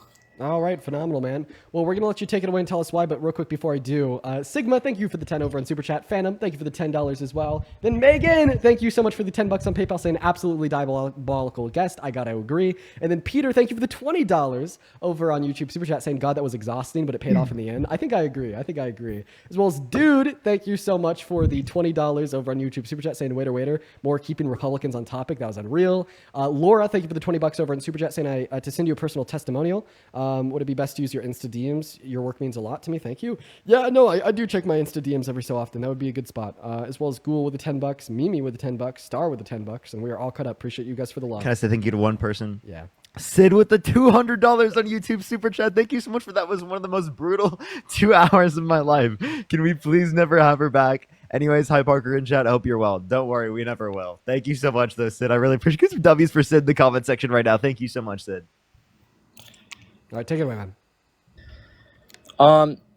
Can I just talk about something that bothers me about you? Oh, yeah, for sure, man. So I just feel like you spread a lot of fear and not a lot of hope. And I'll explain why. So last time I was on here was maybe 3 months ago. And I think I mentioned something about the stock market. Yeah. And around that time, there was just people basically bragging about how they were cashing out of the stock market, basically saying, I told you so. And I feel like not just you, but a lot of other We're heading into a recession. Stock market was crashing. Yeah, I mean, I just feel like there was a lot of fear that was spread. Yeah. And a lot of people, like if somebody cashed out of their 401k, they made a huge mistake because it's at all-time highs right now. Okay. You know what I'm saying? Well, I mean, saying that we're heading towards a recession and the stock market is crashing wasn't only true at the time because it was predicated upon Donald Trump's universal tariffs, but also letting people know that was definitely also necessary because it was ultimately that social pressure which led to him reversing the universal tariffs. I'd say definitely, man. It's an undeniable fact that as universal tariffs on April 2nd, we're sending this country into a recession. We already had one financial quarter of negative GDP growth under our belt. That was a fact, sir. Okay, and then the only reason why we didn't end up in a recession was because he reversed the tariffs. And who knows? Maybe some motivation behind why he reversed the tariffs was because of that social pressure of people not wanting a recession and people not wanting a terrible crash stock market. I mean, if we look at the trends of the stock market, it literally rebounded the day that he lifted the tariffs. And if you're telling me that, well, Dean, everything that you've said so far is true, I can't combat it, well, then basically you're telling me that I shouldn't spread facts if they scare people. Here's the difference between me and you. I was telling people, I was like, dude, this is a good opportunity to buy. Start buy. And then I did. I mean, dude, I was buying NVIDIA at $100 a share. It's now at $150 a share. And I was telling people to do so as well. I was spreading hope in a time where everybody was fearful. You know what I'm saying? I just feel like that's the opposite of what you're doing, whether it was true or not. It was a phase, dude. You know what I'm talking about? Regardless if it's true or not, I'm not willing to accept that conditional. I'll say things if they're true. Regardless of what it is. There's not something that's true that I wouldn't be afraid of saying. I think there's also I'll give you another example of a way where I feel like you're not spreading hope. So one thing you liked about Kamala Harris was her first time homebuyers program, correct? Right, yeah. Yeah. Yeah, so it was $25,000 for first-time homebuyers, correct? Yes, $25,000 for first-time homebuyers for new properties. Yep. They have that. That's a thing currently. What state do you live in? Colorado? Is a state thing? Is it a federal tax I don't credit? know. I don't know if it's a state thing. I mean, it might be. It must be. You live in Colorado, correct? Yeah. Look up the CHFA. It is a grant for first-time homebuyers. The reason I know about that is because I live in Connecticut, and when I would look it up, the Colorado one would pop up. Let's see here. So that's a down payment assistance. Get $25K or 3% of your first mortgage. Yeah, man. So like what she ran on was going to be like federal, so it's going to be true of all 50 states. And then also secondarily, bro, that means people in Colorado could claim this grant from the state for 25K And from the federal government. and from the federal government for 25K. Also, so like that meant, like for instance, if I was like, this actually would apply to me. If Kamala Harris won and I was gonna buy it like on my first house in like the next 4 years or so, I could That's literally actually get, nuts. yeah, I could get 50 grand. I could get 50 grand off the price of the house.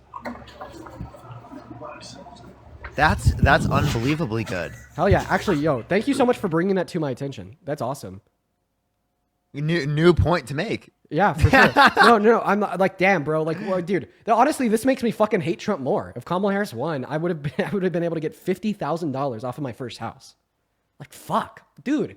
Oh my god, that would have made so much sense. I would have been doing that. Anyway, is that a Democratic policy? Both of those? That would help you? Yeah, Colorado. Wow. Colorado's Dem. Wow. Oh my god. That's diabolical. Damn, that's actually preposterous, I might say. He left. Honestly, I'm kind of upset now. Like, holy crap, getting 50K off, that's going to cover closing costs as well as like most of the risk of like short-term depreciation. Honestly, dude, if Kamala Harris won, I could have bought like a $400,000 house for $350, got a decent mortgage for it. I'd probably have to work at my credit a little bit first and just be already in the green if I could make the monthly mortgage payments and like turn around and sell it whenever I wanted to leave and like make money.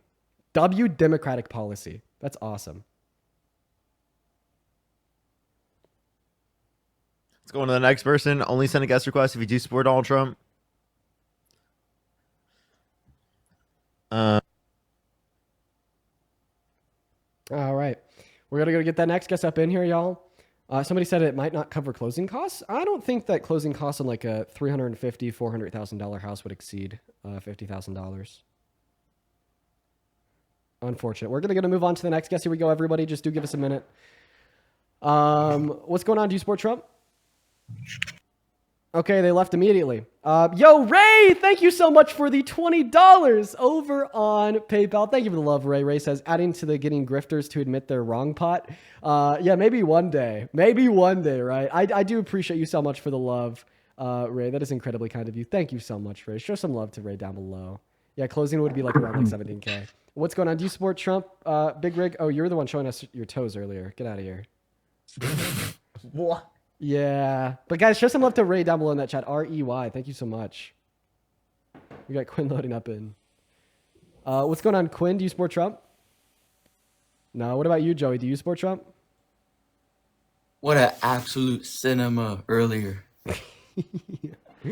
Yeah, bro. Diabolical. Bro, man, that was good. That was good. I really hope that like sticks around and that she hears about that all the time now. I really hope so. Honestly, that's actually like really sad. Well, it'll probably like there's a possibility that in the future it'll inevitably amount to like a pretty big wake up call for her. Like I got my ass bruised really badly by a bunch of pro-choice debaters like years ago on TikTok Live, and that's ultimately what drove me to being pro-choice myself. Like that just total destruction is like probably like if she has any brain cells left, we'll drive her into like this existential crisis, and we'll like have her like questioning her beliefs for a long time to come, and might ultimately be good for her in the future. But I don't know, like because I understand that she's like really far gone, right? But like even like an ass bruise that badly, dude, it might be able to pull her out. But maybe I'm just being optimistic. Let's go to move on to the next guest. We're gonna go to get Tiny Dancer loaded into live. Everybody, just do be patient. Hey, what's going on? Do you support Trump? No, I don't, but that was amazing. I just wanted to say that. Appreciate you for that. What about you, Nerdy? Do you support Trump? Okay, I guess not. Parker, do you want to help us try to get a Trump supporter up here? Yes, I got Great. you. Honestly, I don't know if we'll be able to find a Trump supporter after that last convo. Like, that was just too bad. I think we'll find one. Apparently, she joined my Discord. Yeah. Dude, diabolical. That sounds good. That, to yourself? That sounds good, little bugger. Oh, you're so good. You're so cute. I love Trump? your big face. Okay, I'm just gonna kick him. Enough. AEE, you were up here yesterday. You don't support Trump. Goodbye. Moving on. Everyone, just give us a minute. We're gonna go to get Roman Welch up in here. Thank you so much for the ukulele. I appreciate that. What's going on, Roman? Do you support Trump? No, but thanks for going on my mom's podcast. Thank you. I've had it. They said you accepted their offer, so I was just gonna say that. Who's your mom? Yeah, it's my mom. So Wait, who is your mom? What's her name? Jennifer Welch. And she's with the what podcast? I've had it. Ah, that's your mom? Yeah, no. I watch Dude! your lives all the time, so I didn't think you'd accept this, but Dude, that's so cool. That's pretty cool, yeah, man. no. Yeah, no, I think I did accept that. That's awesome, man. Good. Yeah, I can't wait to watch it, dude. Hey, man, have a good rest of your day. Yeah, you too. His mom is pretty cool. Runs the I've had it pod. Pretty cool. Pretty cool. That's crazy. That's crazy. Yeah, mom is awesome. I don't know too much about her or the podcast. I just saw them reach out. I was told it would be a good idea. Are they cool people? They're a bunch of cool people. So I mean, it sounded like a cool son if he's watching the streams often. What's up, Chris? Do you support Trump? No, but I'm wondering what the video title will be for that because I missed most of it from the cinema earlier. I don't even know. That'll be a hard one to title. Yes, I love them. I'll have to think about it because I might think of a title. Right. No, if that guy's still in here. No, your mom is cool. That's awesome. Love him. It's cool.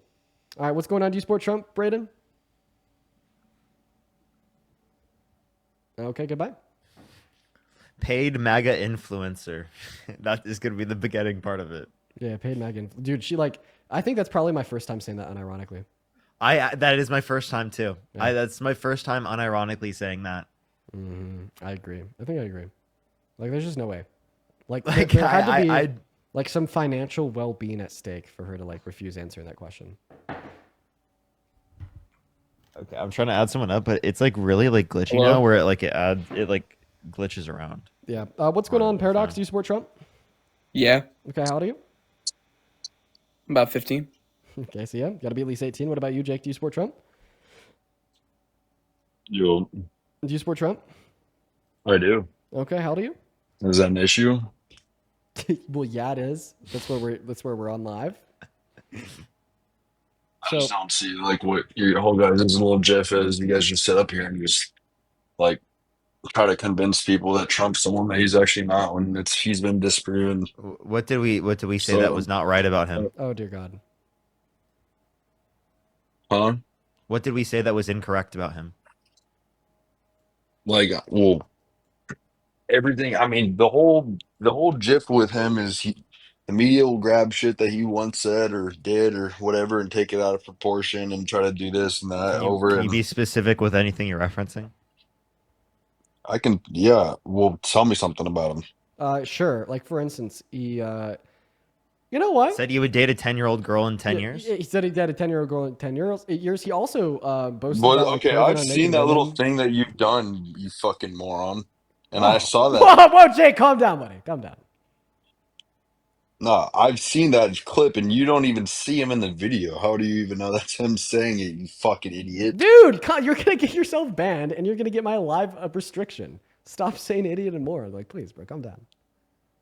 I'm confused what your point is. Like, does he have to be in the video? He was in an interview right prior, and The it was from 10-year-old 1992. girl. It's not like they had Bro, AI. literally the 10-year-old girl. Where was it? Was he in the video? Yeah, so there actually is a video of him walking up one side of the escalator with her walking down the other side of the escalator. But how about we use like a better example that's just infinitely more clear so you can't reject that on the basis of nothing. Howard Stern's podcast, April 11th, 2005, boasted about walking into the changing rooms of grown adult women and naked teenage girls in Miss Teen USA while they were undressed. Dude, I don't even know what else to say about that. Like, he was the guy who owned the place, and he had something he had to go check back there. And like, he didn't know how was he supposed to know that they were even back there? Because it was a woman's dressing room where there was naked women before the show, and he said he knew that, and you'd use that as an Okay, opportunity. that's like to if get that more even undressed. did happen. Okay, He said he was able to get away with doing this. Yeah. He was laughing about it. He wasn't laughing about it. Do you want to hear it? The thing is, even What's up? I'm gonna be pissed at this guest if they get my live banned. sorry, I'm not gonna get you banned, dude. I'm a chill guy. I don't really say bet like all. I know you can't say drugs on here. I know you can't say. You just said it. Okay, whatever. Okay, hey. All right, Cordelia, thank you so much for the $10 over on PayPal saying you give me hope. I appreciate you for the love, Cordelia. Let's get at least 100 Cordelia W's down below in that chat. And seriously, thank you for the love. I have the info right here. I'll turn my camera on. I prefer you. I can't actually. How about you tell us why you support Trump? What is one reason that makes you support him? Because he's the one who's brought us together. You guys keep trying to divide our whole country. Call it like he's the one who says America, like he wants everyone to have a better life. And I don't know what No, the I think he What said that makes you think that? it was the other day. He like literally because he said, literally runs off like you, dude. wait. You I guys gotta are. play you a clip. I Are gotta you play you a in? clip. What do you learn in school? Wait. I'm so sorry, man. You just said that he brings us Say you need together. to You wouldn't know, refix would the. you? I went to school, but the education system's so messed up. It needs to be fixed, dude. Wait. I'm sorry. I gotta play you this clip. So you said that Donald Trump brings us together, like Democrats included, right? Huh? You said that Donald Trump brings us together, Democrats included. He just wants to make everybody in the country one, correct? Well, if he wants to bring together all the pro-Americans, all the people who care about our country, if there's people who Not live in our one country who hate our Democrat country, voted then for what? us, and I think we use it in the campaign that's coming up, the midterms, because we got to beat them. But all of the things that You got to we've beat the given, and Democrats. they wouldn't vote only because they hate Trump. But I hate them too. Yeah, You know that? literally. So it's sort of I really do. I hate them. I cannot stand them because I really believe they hate our country. You want to know the truth? Bro, he misspoke, just like how everyone else misspeaks and shit. Like he didn't mean he hates all the Democrats. He hates the corrupt, evil Democrats who are out to get him. Like, why wouldn't He you hate needs to those? look into a mirror, bro. He said it 3 Hey, oh, times. is he a corrupt Democrat? Is he a corrupt Democrat? Yeah, dude, He you're said out there. he You're says that out he there. hates Dems like You're 3 out times there. right there. Huh? He says that he hates Dems. He said that he hated Dems like 3 times in that clip. It was only 20 Yeah. seconds long. Yeah, he obviously. He's the dude, one that he hates is our like. country. When you cut Oh, Medicaid, okay. when you cut Okay. Medicaid, Medicare, What and the was he doing Affordable on Care 4th Act of and July, food huh? stamps, you hate What this was he doing country. on 4th of July, huh? Do you know what Kamala Harris or Joe Biden was doing on 4th of July? No one fucking knows. Do you know what Trump was doing? Yeah, he was out there celebrating our country. We're doing what? There's pictures of him out there. Okay, what was he doing in the pictures? Shooting off fireworks, dancing, celebrating, screaming, I love America. What's like, are you in it? Dude, you guys are just lost. Do you think everyone who illegally shot off fireworks should be held accountable for illegally them? shot off fireworks? No. Oh no, someone shot off a little No, firework, wait. dude. Oh. Oh, okay, wait. So you don't care about the law or the enforcement of the law? No, I love the law. Okay, so then everyone who specifically did it My in uncle places in works which as is a illegal. sheriff. Huh? So everyone who did it in places in which are illegal, those people should be held accountable to the fullest extent of the law, correct? Dude, the only reason there's even illegal fireworks out there right now is because Democrats keep blaming global inflation, global warming, global this, and Global think that fire. inflation, global warming, No, what? first of all, like, Dude, they for think that it's instance, going to cause the whole world to burn down when it's just a little firework shooting That's up in the not sky. what climate change is. In my Dude, area, you don't know shit.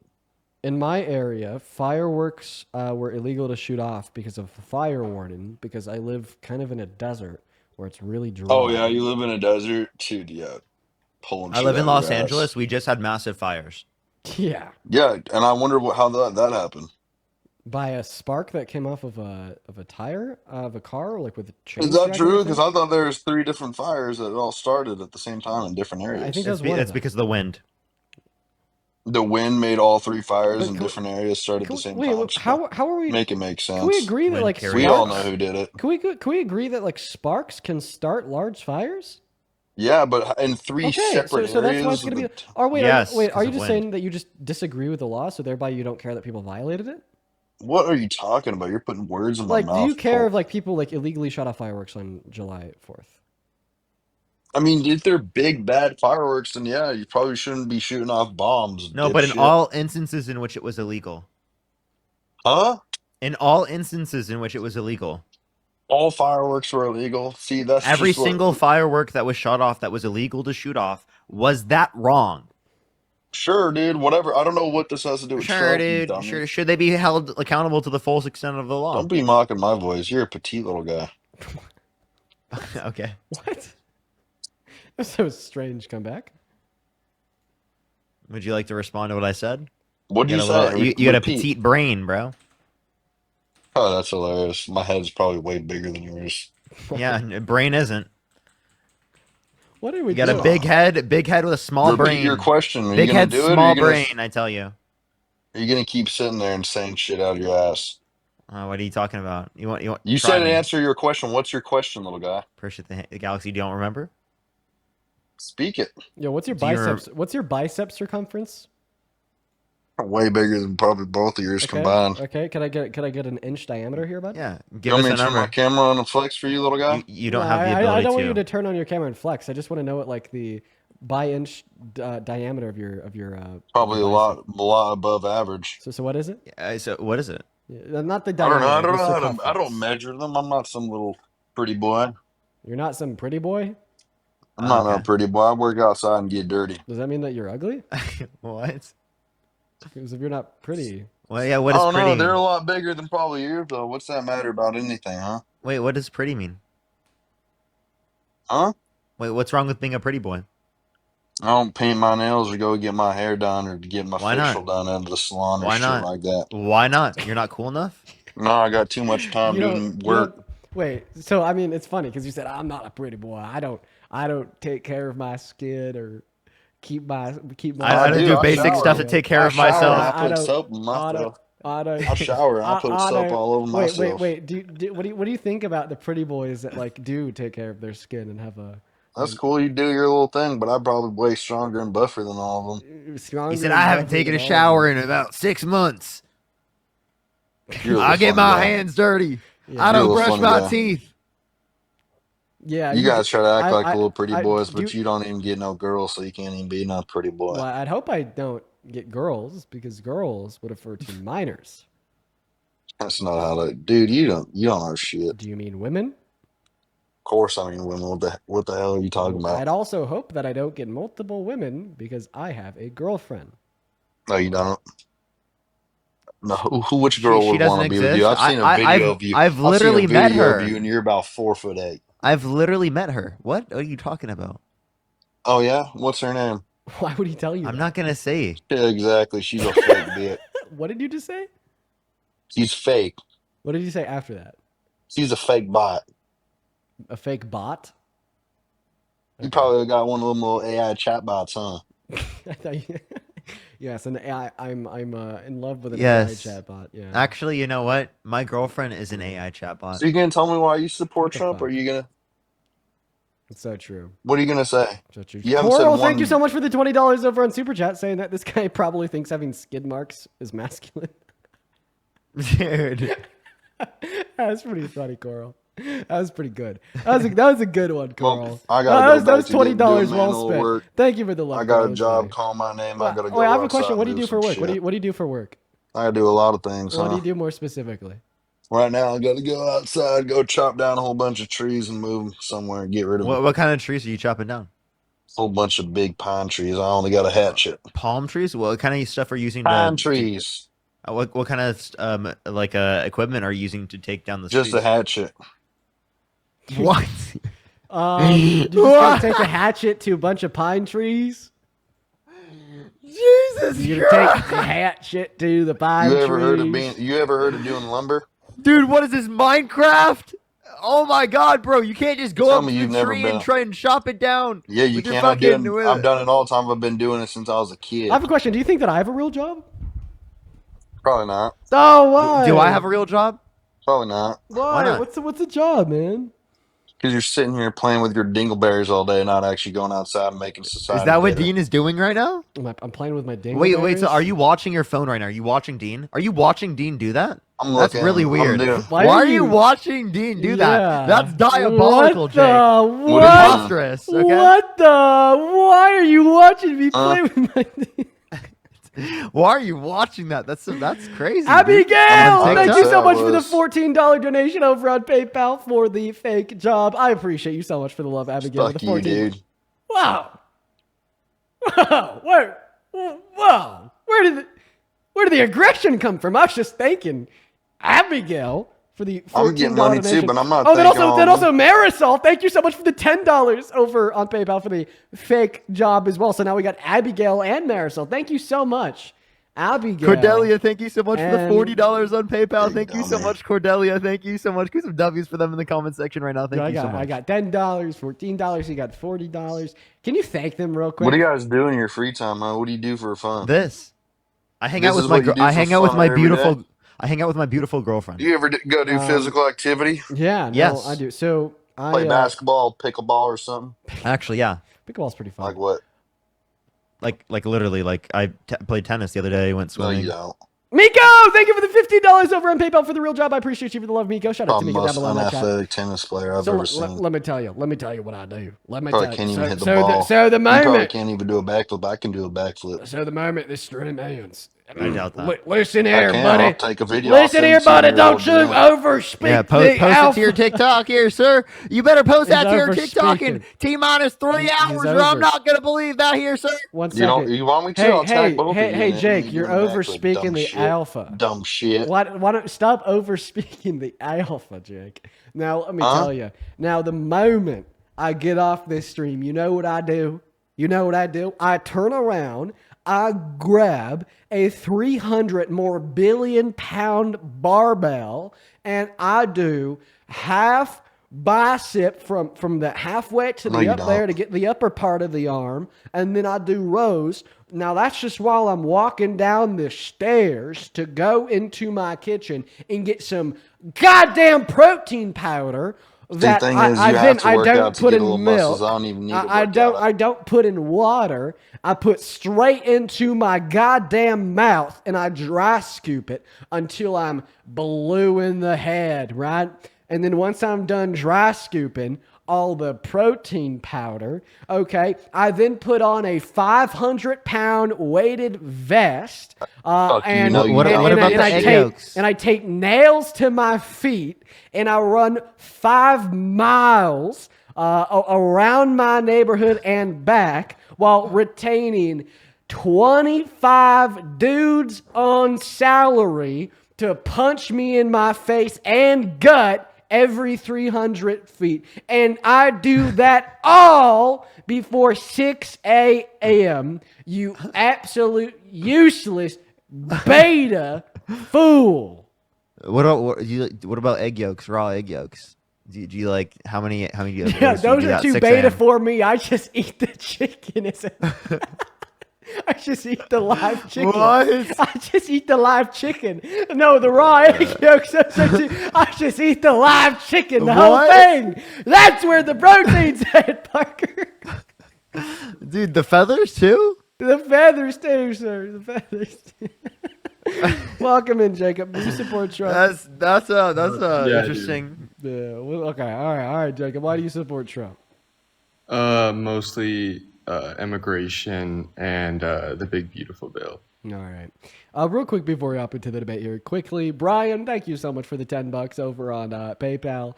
I appreciate you for the love, Brian. Appreciate you so much for the love. And then one more here, quickly. I'd like to thank, let's see here, Serena, thank you for the $5 over on Venmo, and Reed with the $5, and Anna with the 10. Appreciate you guys. Anyways, take it away. Tell us why you support Trump. Feel free to be more specific. Parker, I'll give this one to you. I'm going to go use the restroom real quick. For sure. All right. I gave the 2 reasons: immigration and big beautiful bill. I do want to apologize for that lady earlier. She's not a good so immigration, the big beautiful bill. Okay, so what about the big beautiful bill? The Tax and Jobs Act. That's probably my Tax Cuts and Jobs Act. Permanently. Okay, so did you know that this bill net leads to a decrease in after-tax income, specifically for the lowest quintile? You talk about effective taxes. Yeah, I'm talking about after-tax income. Again, that's from the CBO.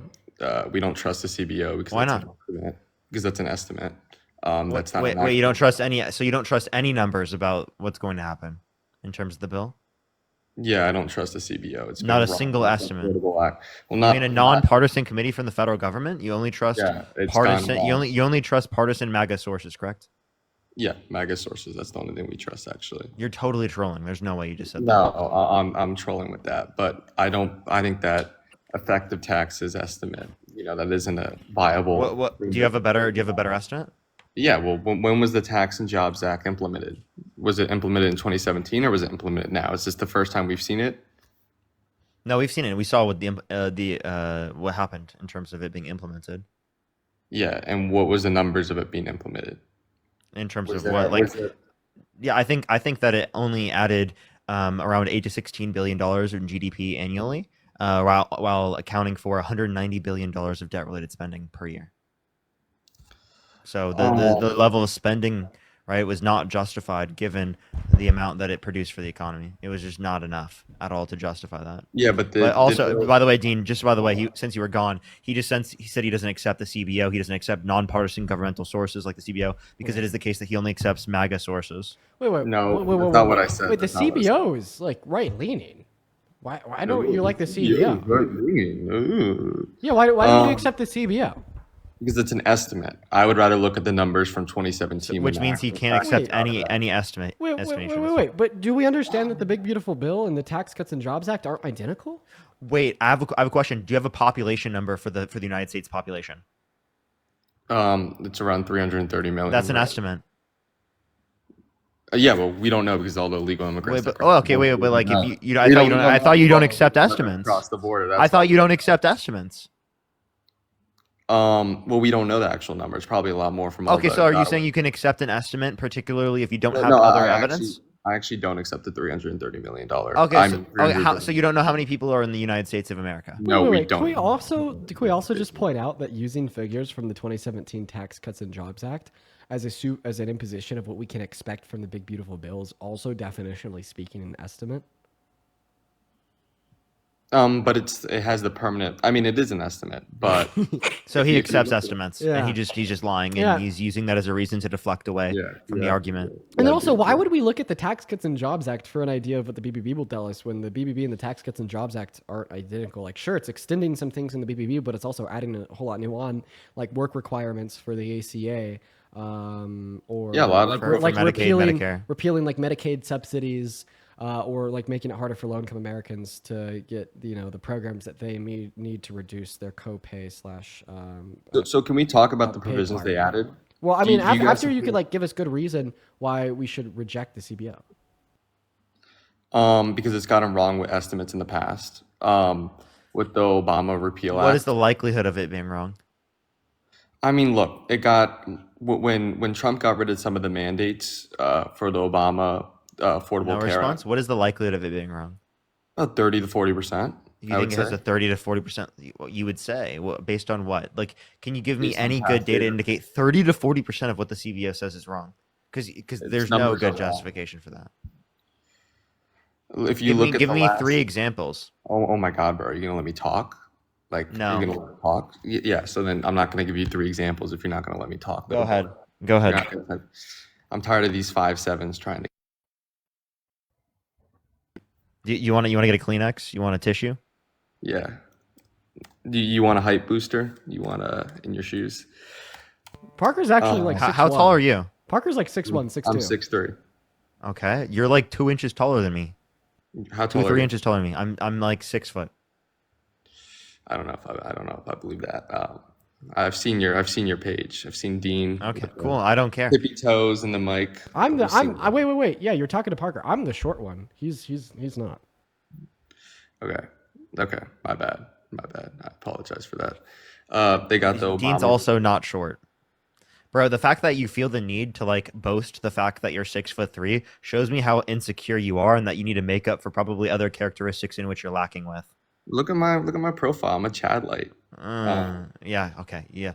All right. Keep trying to boost your ego to make yourself feel better. No, I'll take a look at Chad Light real quick. Let's look at the profile. I mean, he told me to. Let's pull it out. Gotta go to my other account. Take a look at Chad Light real quick. Continue to debate politics. By the way, take it away. Okay.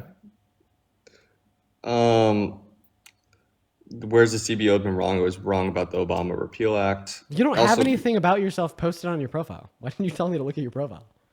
The profile pic. Oh, excuse me. Okay. Well, I'm not going to be derogatory towards somebody for their physical appearance, so no comment. Take it away. Okay, buddy. So this is where the CBO was wrong. It was wrong about the Obama repeal mandate from Trump's tax jobs cut. It said that about 4 million people would be uninsured. It was actually 2.8 million people uninsured. So that was an estimate, but they were wrong. Can you provide me a source? Source, bro. Source. Yeah, I didn't bring up a bunch of papers actually to combat this, actually, believe it or not. I know that's crazy. But I do have a source actually. It's from, let me give you, the effect of eliminating the individual mandate penalty and the role of behavioral factors. Yeah, the individual mandate. Yeah, that was Yeah, I related to said the the Supreme individual Court. So I mandate. just want to let you know that I've heard this from multiple guests before in the past. I just want to let you know specifically that's not relating to what the CBO was making an estimate about, because the CBO makes estimates about legislative policy. That was an executive. Wait, they That still made was an related to estimate the on it. executive and judicial. They still made an estimate on it. They got that estimate wrong. Whether they're for legislative or Wait, okay, whatever wait. Show me the specific estimate they made about that. You're gonna make me go pull that up too. Yeah, Like, go ahead. no. Give me a second. CBO budget. There's also. Give me a second to pull that up. But you're just gonna say, even if I pull it up, you're just gonna say, well, that doesn't matter. That's exactly what you're gonna say after I pull it up. You're just gonna say, oh, well, why does that matter? So, like, I don't know why you're making me pull it up. Jacob, is that actually you in the pic? It's Zach Wilson. But like, yeah. So then why did you cite Yeah, that's what you look exactly like what I was as your about to PFP? say. I'm looking at Zach Wilson right now. It looks awfully familiar. Yeah, so Jacob, that's my celeb lookalike. So you look tell me, like him. So you tell me to look at your profile picture because that shows that you're a Chad Light. Turns out it's not even you, bro. What are we doing? That's actually.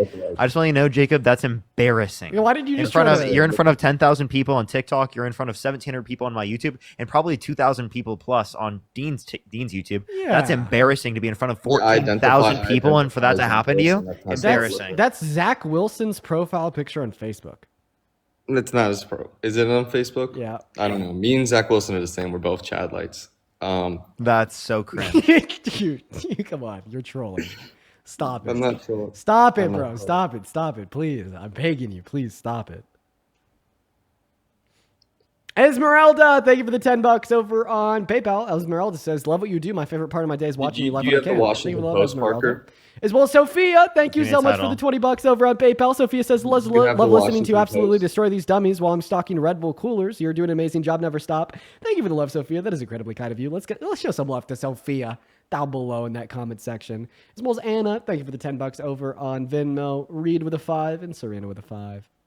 Oh, as well as Mother Amanda, thank you for the $20 over on Super Chat. I do really appreciate you for the love. That was a comment about the last guest. I agree, they were crazy. Yo, Kayla, thank you for the 2 points on TikTok. Really appreciate that. That goes a long way. JJ, thank you for the 2 points on TikTok. Elizabeth, thank you so much for the 20 pounds. I really appreciate it. Sid, thank you so much for the $20. Really appreciate it. Thank you so much. That is so crazy. Thank you so much. I really appreciate it, Sid. Plausible, thank you for the $10. I really appreciate it. Thank you. Michael, thank you for the $5. Thank you. Wes, thank you for the $2. We appreciate it. KMB with the $50. Thank you so much. Really appreciate it. Plausible with the $10. Wes with the $2. Thank you. And KMB again with the $50. Thank you so much for this. Is actually from Zach Wilson. Thank you so much. I really appreciate it, Zach. Thank you.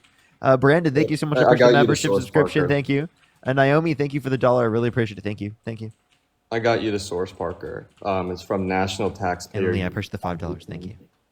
New report reveals how wrong the CBO was about the individual mandate. So repeat to me the title. The title or the source? The title is "The New Report Reveals How Wrong the CBO Was About the Individual Mandate," and it's from the National Taxpayer Union Foundation.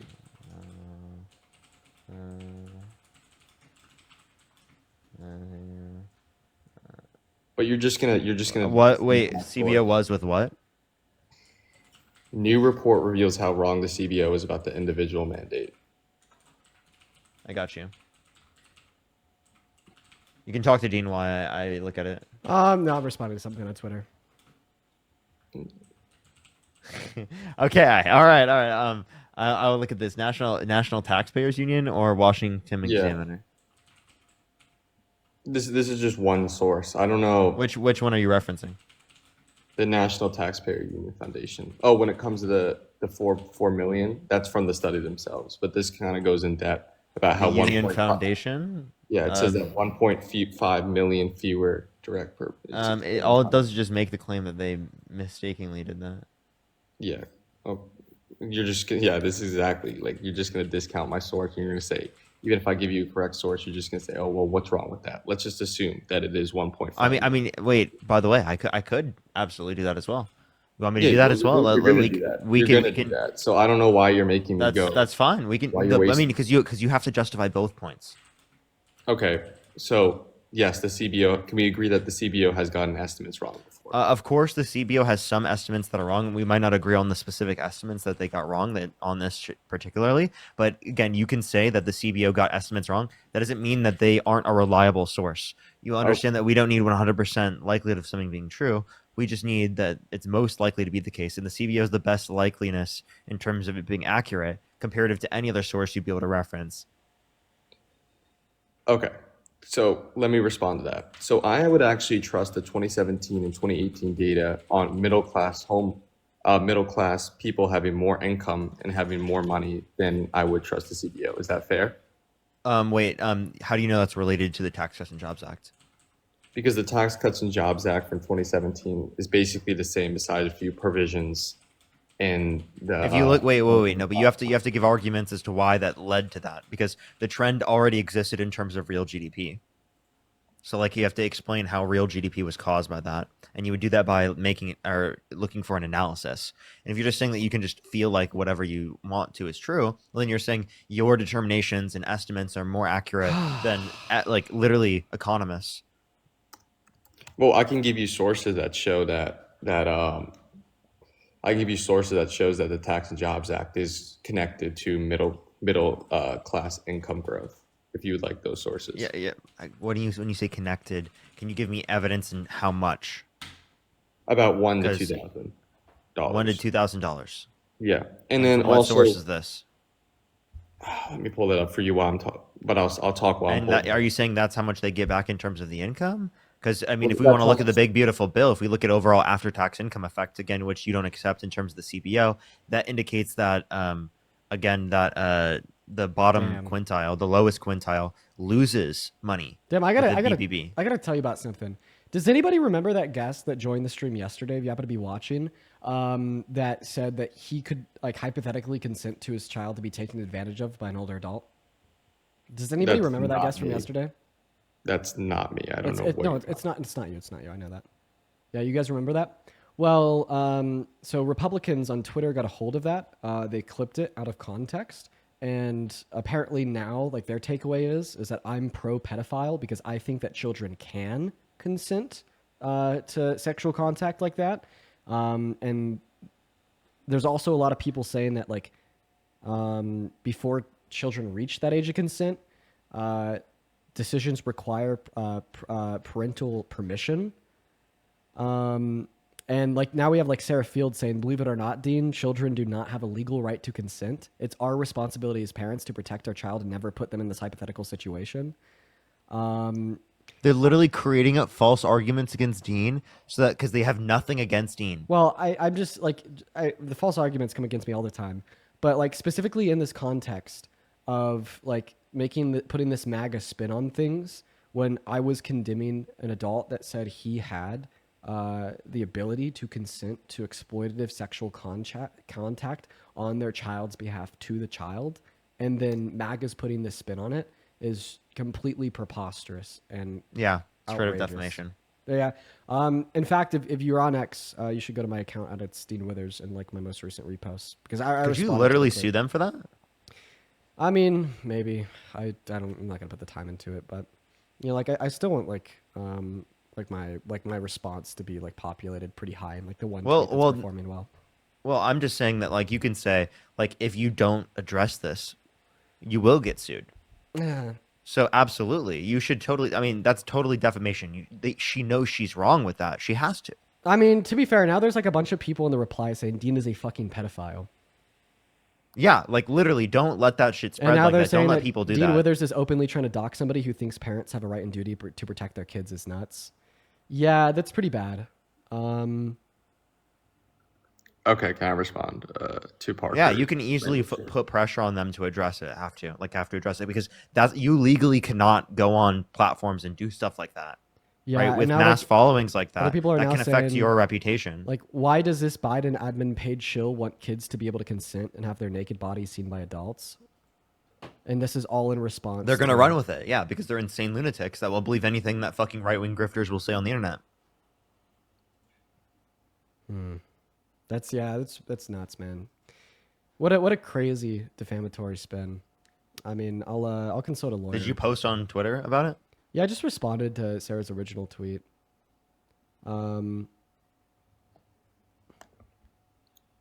Yeah, I can't even believe that. Damn, that's tough, bro. Sorry. Yeah, about people have to make shit up about you because they literally have nothing against you, Dean.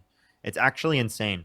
They're trying so hard to limit Dean because they know that Dean is doing something for the world. They know that Dean has the ability to change things, so they're trying to make shit up. Literally, yeah, and then like to try to defame him. Then on the stream yesterday, I said like, guys, like if you like find any public information about this guy, to report it to his like local authorities, particularly local CPS, because like definitely needs like to be investigated, because he was literally fucking saying that he could consent for his child to be exploited by older adults. Like that absolutely warrants CPS investigation. Now they're saying like I'm pro doxing. Jesus Christ, man. Completely is real. Completely is real. Unreal, everybody. Unreal. Yeah, I mean, if you want to do your part to at least have the truth be told, if you have an X account, you should go over to X, type in Dean Withers, and like the most populated tweet in my feed. It'll be like a retweet from a response to what Sarah had posted, but really necessary to post nonetheless. Anyways, guys, take it away. Is that me? That'll be you, Jacob. Take it away. Okay, I got the source that says that the average household paid about $1,600 less in 2018. The source is, I'll give you for you guys right away. The TCJA would cut taxes by an average of $1,600 in 2018, with most of the, no, wait, that's the wrong article. By the way, you're providing me an estimate. Okay, sorry, that was the wrong article. It says the 3 numbers to know the most about the TCJA in 2018. And I got the 1600 number wrong. It's actually 1300, so I apologize for that. Wait, repeat what you just said? The source is the 3 numbers to know about the TCJA in 2018. And the claim is that I was wrong about the 1600 number. That was from a different source, but this is a more bipartisan source, so I'm gonna give you this source. It says overall households paid $1,300 less in individual income taxes in 2018. Okay, are you saying on average? Yeah. Okay. That doesn't change anything that I'm referencing. Disproportionately for the rich, those tax cuts went to. So disproportionately, we could have given a higher tax cut to anyone in the middle class, right? Specifically, if we have that. Secondly, it is the case that we'd want to address the effect that it has on terms of the debt, the deficit, and then in terms of the its application within the big beautiful bill. Again, still leads to a net decrease in after-tax income for people of the lowest quintile. Do you know what the taxes are besides the corporate tax that helps the rich? Do you know what most of those tax cuts are? And we can go over a lot of the tax cuts in the bill. Yeah, it's the extension of the Tax Cuts and Jobs Act. It's the same thing. Okay. Well, no, there's other provisions they added in the 2025 yeah. version. So obvious. I'm saying in terms of the tax cuts for millionaires and billionaires, right? Okay. Besides the corporate tax cut, what tax cut is just for millionaires and billionaires? And the corporate tax cut also benefits small businesses. You say just specifically, in terms of the income thresholds, that it's going to disproportionately help the rich, because it is the case that when they mitigate the same level of, say it's the same percentage for people who are lower income and higher income, people who are higher income are going to get nominally more money because they put nominally more into the system. We're talking about corporate tax and income tax. It's a progressive tax system. So if you replace a progressive tax system with a regressive one, such as tariffs, that's going to lead to taking money from people who are low income and giving it to people who are high income. That's literally what this bill is. This bill takes money from people who are low income in the lowest quintile and gives it to people who are rich. That's what it does. First of all, can I just explain a lot of the tax cuts that are just not based on income tax? Higher standard deduction, that helps middle classes. The $2,000 child. That was in Tax Cuts and Jobs Act. Oh my God, are you gonna let me finish? The $2,000 child tax cut, that helps middle class people. Small business expanding. It would have been $6,000 for the first year of a child's life. $3,600 through being 5 years old. $3,000 through being 18. Let me name the taxes, and then you can respond. You got to be patient. Sure. I mean, these are all Tax Cuts and Jobs Act that I again already acknowledged. Okay, so you think that a lot of these tax cuts are good? Yes, those specific portions of the tax bill, those provisions are good. Okay, what's the most expensive expense on the big beautiful bill? What's the biggest expense? I'd have to check what the It's the nominally child what the tax biggest credit. expense It's is. about $120 billion per year. That's the biggest expense on the Okay. bill. What's your point? So this idea And that is it? I think corporate tax cut would be more. no, what's the corporate? It's 35 to 21%. That's not more than the child tax credit, which costs about 100. Yeah, it is. We're talking over 10 years, right? Yeah. Can you give me your source for your claim? That it's Literally that look at the percentage? bill. It costs $120 billion per year to double the child tax credit. No, I you think saying someone- that it was the highest. That's the highest expense, yes. Literally look at, maybe it's Medicare or at one, but it's either child tax credit or Medicare is the number one expense. I think someone in Dean's Live went through this too. And I think Medicare? No, Medicare they cut. they cut Medicaid, not Medicare. And they cut Medicare, Medicaid, and the ACA.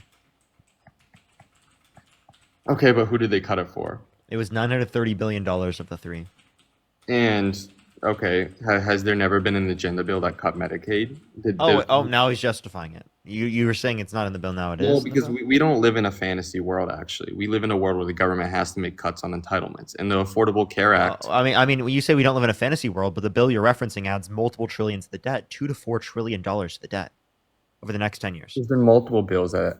Okay, what the debt? Are we seriously going to have a Are we going to act like Democrats or Republicans care about the fiscal debt? Neither party does. Both parties expanded the military. If you cared about fiscal responsibility, it clearly would be the case that that you would vote for Kamala Harris. And by the way, Dean, are you okay, bro? Yeah, no, I'm good. I'm sorry, I was just focused, and I'm really tired, so it probably looked like I was sad. Yeah, no, you're good. Dean, just post the original sure. clip. Just post the original clip in the reply. No, it's already. It's literally on YouTube. Okay, just post the original clip in the reply and just say stop clipping farming, or I don't know. Yeah, that's just that's a really crazy thing to take and twist. You know, like I'm really used to people taking things out of context and twisting them. That's kind of just like a reality of being in politics. That's the political spin. But you know, to do this, you know, like this context, and what it's led to, like me being labeled. And then also just like the broader conversation of causing more harm to children, like literally defending somebody who made it explicitly clear that they retain the right to consent to exploitation or sex for their child, to their child. It's just completely outrageous. Very, very, very. Look, insane. and I think that person is wrong, and I hope you do get justice. You know, I think this is a non-partisan issue, and that I think it's wrong what they did to you. And as someone on the right, I think that is disgusting that person clipped you. Well, I'm happy you can agree to that. No, and I will agree to that. That is wrong, and both sides do it, and that doesn't make it right. So I have to call out, I have to call that out for my side, which I think is horrible. But moving on to the big beautiful bill, what were you talking about? You can go to the Committee for Responsible Federal Budget. What you said was the largest expense of the bill wasn't. There's the extend and expand rate cuts, extend AMT repeal for taxpayers with income below $1 million, extend and expand senior deduction hike, which is one I actually agree with, but that was all higher than the child tax credit increase. Well, is that like the federal revenue, or is that just the effect of the tax cuts that the cause of the debt? Is that like debt or federal revenue being spent? Because if it's debt, then yeah, I think that individual income. No, that we're talking about overall revenue, the effect on Oh, the we're effect talking that about or no, sorry, the overall effect that it has on the deficit. Sorry. Okay, I'm sorry. I was talking about what federal revenue is being spent to. When it comes to federal revenue being spent, it is the child tax credit. When it comes to actual, wait. We're talking about each provision. So if this provision causes this effect on the deficit, that's what it's going to be within the context of the bill. So my mistake. The total debt impact with interest is $3 trillion, specifically within the next 10 years, right? And $5 trillion if permanent. That's what the Committee for Responsible Federal Budget indicates. Okay, yeah. And what's our federal deficit right now? Like $35 trillion. So yes, let's not act like each party cares about the deficit. If you really care about the deficit, you're going to have to be cutting these programs with higher taxes. No, you don't. You just need higher taxes. Not all the time. What's the biggest federal Higher taxes revenue? and get rid of loopholes. Yeah, And, but and you're you still can you can cut the Department of Defense. That's fine. yeah. Neither Harris wouldn't cut the Department of Defense. I'm Biden. not saying that they would. I'm just saying that that's what you could do. And if you want to reference what they would do, we can reference the Committee for Responsible Federal Budget to show you specifically that Joe Biden and Kamala Harris added $4 trillion less than Donald Trump. Yes, but I don't vote for Trump because of the deficit. I know that Doge was a part of it. I didn't agree with Doge. I think Doge was a joke because unless you're going to go after entitlements, and no one, it's politically suicide to go after Social Security or raise taxes because you would still have to raise taxes on the middle class too because the middle class is still like 70 to 90% of federal revenue. So you're still going to have to raise taxes on everyone, including the middle class, if you actually want to do anything about the deficit, and that's political suicide for anyone. So I just think that when it comes to the deficit, I don't think either party is going to fix the deficit. So that's for my opinion. I don't think the deficit's really a big factor when it comes to the big beautiful bill, or why not to support the big beautiful bill. Okay. Is there anything else you want to talk about? What, like, is this boring to you? I know this is not just some like short. I know you guys just like to do short TikTok clips and try to farm TikTok clips for your clickbait YouTube videos. But if you want an actual conversation and you guys want to actually become legit, you are going to have serious conversations. You don't accept this. You don't accept the CBO or the Committee for Responsible Federal Budget. You said But it was just. I went over bias. I didn't say it was biased. I just said they got the estimates wrong. Stop putting words in my mouth, bro. Wait, again, no, they didn't get the estimates for this wrong. You said that they got some other estimate wrong, and them getting one estimate wrong in the history of all estimates is not evidence that they got this estimate wrong, nor that they are an unreliable source. Okay, but they got the past. That's like claiming that on a test in your life you got an answer wrong. So why should I accept this answer from you right now? I know talking about fiscal responsibility is hard for you, and I know that's not entertaining, and I know you can't get really your 5-second TikTok clip. I'm not trying to clip you right now. This is actually an important conversation. By the way, I just want to let you know, if you looked at my YouTube channel, if you looked at my TikTok clips, practically none of my clips are just me on Dean's stream. Right? Practically all my clips are me on my own stream. So I'm not farming you. I'm not clip farming you right now. Respond to my argument. No, you can look at your titles. MAGA influencer says this, and that's one thing I brought up earlier because the person that came on was a MAGA influencer. I just invited Sarah to join, like the person that posted that video, because she just like re-responded to me on Twitter. So I just sent her like a public message and a DM inviting her to join the live. So we'll see if she joins. But go ahead. I doubt that. We'll see. I mean, she's typing back in the DMs right now. Look, I just think that when it comes to the bill, you guys are very disingenuous. How? Because you're just saying, oh, well, this tax is only for the rich and not the poor. I never said that. I said specifically that it leads to the lower quintile losing out, right, in terms of this policy, and disproportionately helps the rich. I'm not saying that none of the policies or none of the provisions in the bill are good. I said specifically the standard deduction and the child tax credit increase are good aspects of the bill. So that's the main aspects of the bill. But so were you against? No, they aren't. No, they aren't. I literally just told you from the Committee for Responsible Federal Budget. They go over the main aspects of the bill. They cut $900 billion, $930 billion from Medicaid, Medicare, and from the ACA, along with $200 billion from food stamps. So, I mean, if you want to defend that, if you want to be behind that, along with the fact that it adds $2 to $4 trillion to the debt, then fucking be my guest. Okay, well, let me respond to that point. Were you for Obama cutting $700 billion when it comes to provider payment programs in the Affordable Care Act in his agenda bill? Do you think that it was necessary to get rid of some of the fraud and higher income salary that Obama had to cut about $700 billion in provider payment programs? Were you for that, or do you think that was wrong by him? Was that emergency? That wasn't for relating to the Great Recession. This agenda bill was in 2011. Okay. So I don't think. Yeah, which was a bit after the recession. That was 3 years after. Yeah, that makes sense. So I would have to specifically look at like if it was related to the emergency. If not, obviously, I mean, here's my position. I think that there should be universal healthcare in this country. So anyone that is losing healthcare, I think it would be bad. Yeah. So Obama had to make cuts on his agenda bill. Biden didn't really make cuts on his agenda bill because he didn't have a major agenda bill besides the American Rescue Plan. Was Really, the was just- bipartisan infrastructure bill, the Chips and Science Act, the PACT Act, the Inflation Reduction Act. These aren't massive aspects of, bill or massive bills that he was promoting. And That's not an agenda bill. That's not an agenda bill. What do you mean by agenda bill? Like a 10-year long-term legislative. That they were.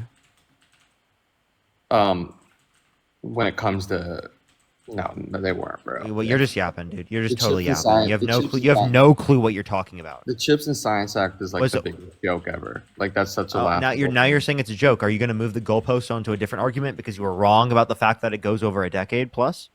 The infrastructure bill, yes, it goes after a decade plus. I was No, wrong. practically everyone I mentioned. Name one of them that I mentioned that doesn't go that long. How does the Chips and Science Act go for more than a decade? Is it just Yeah, something? it was supposed to do it by 2030, dude. What the fuck is wrong with you? Okay, is that an agenda bill? Is that a budget? You said it's supposed to that- be for the long run. It's supposed to be something that Okay, but that's they different from a create and they budget generate bill, by bro. 2030. Like you know the difference between a budget agenda bill than Wait. Why are you adding budget on top? You said agenda bill, and you defined agenda bill to Okay, then I would- include specifically what I was referencing. I meant budget included with the agenda bill. Obviously, there's other agenda bills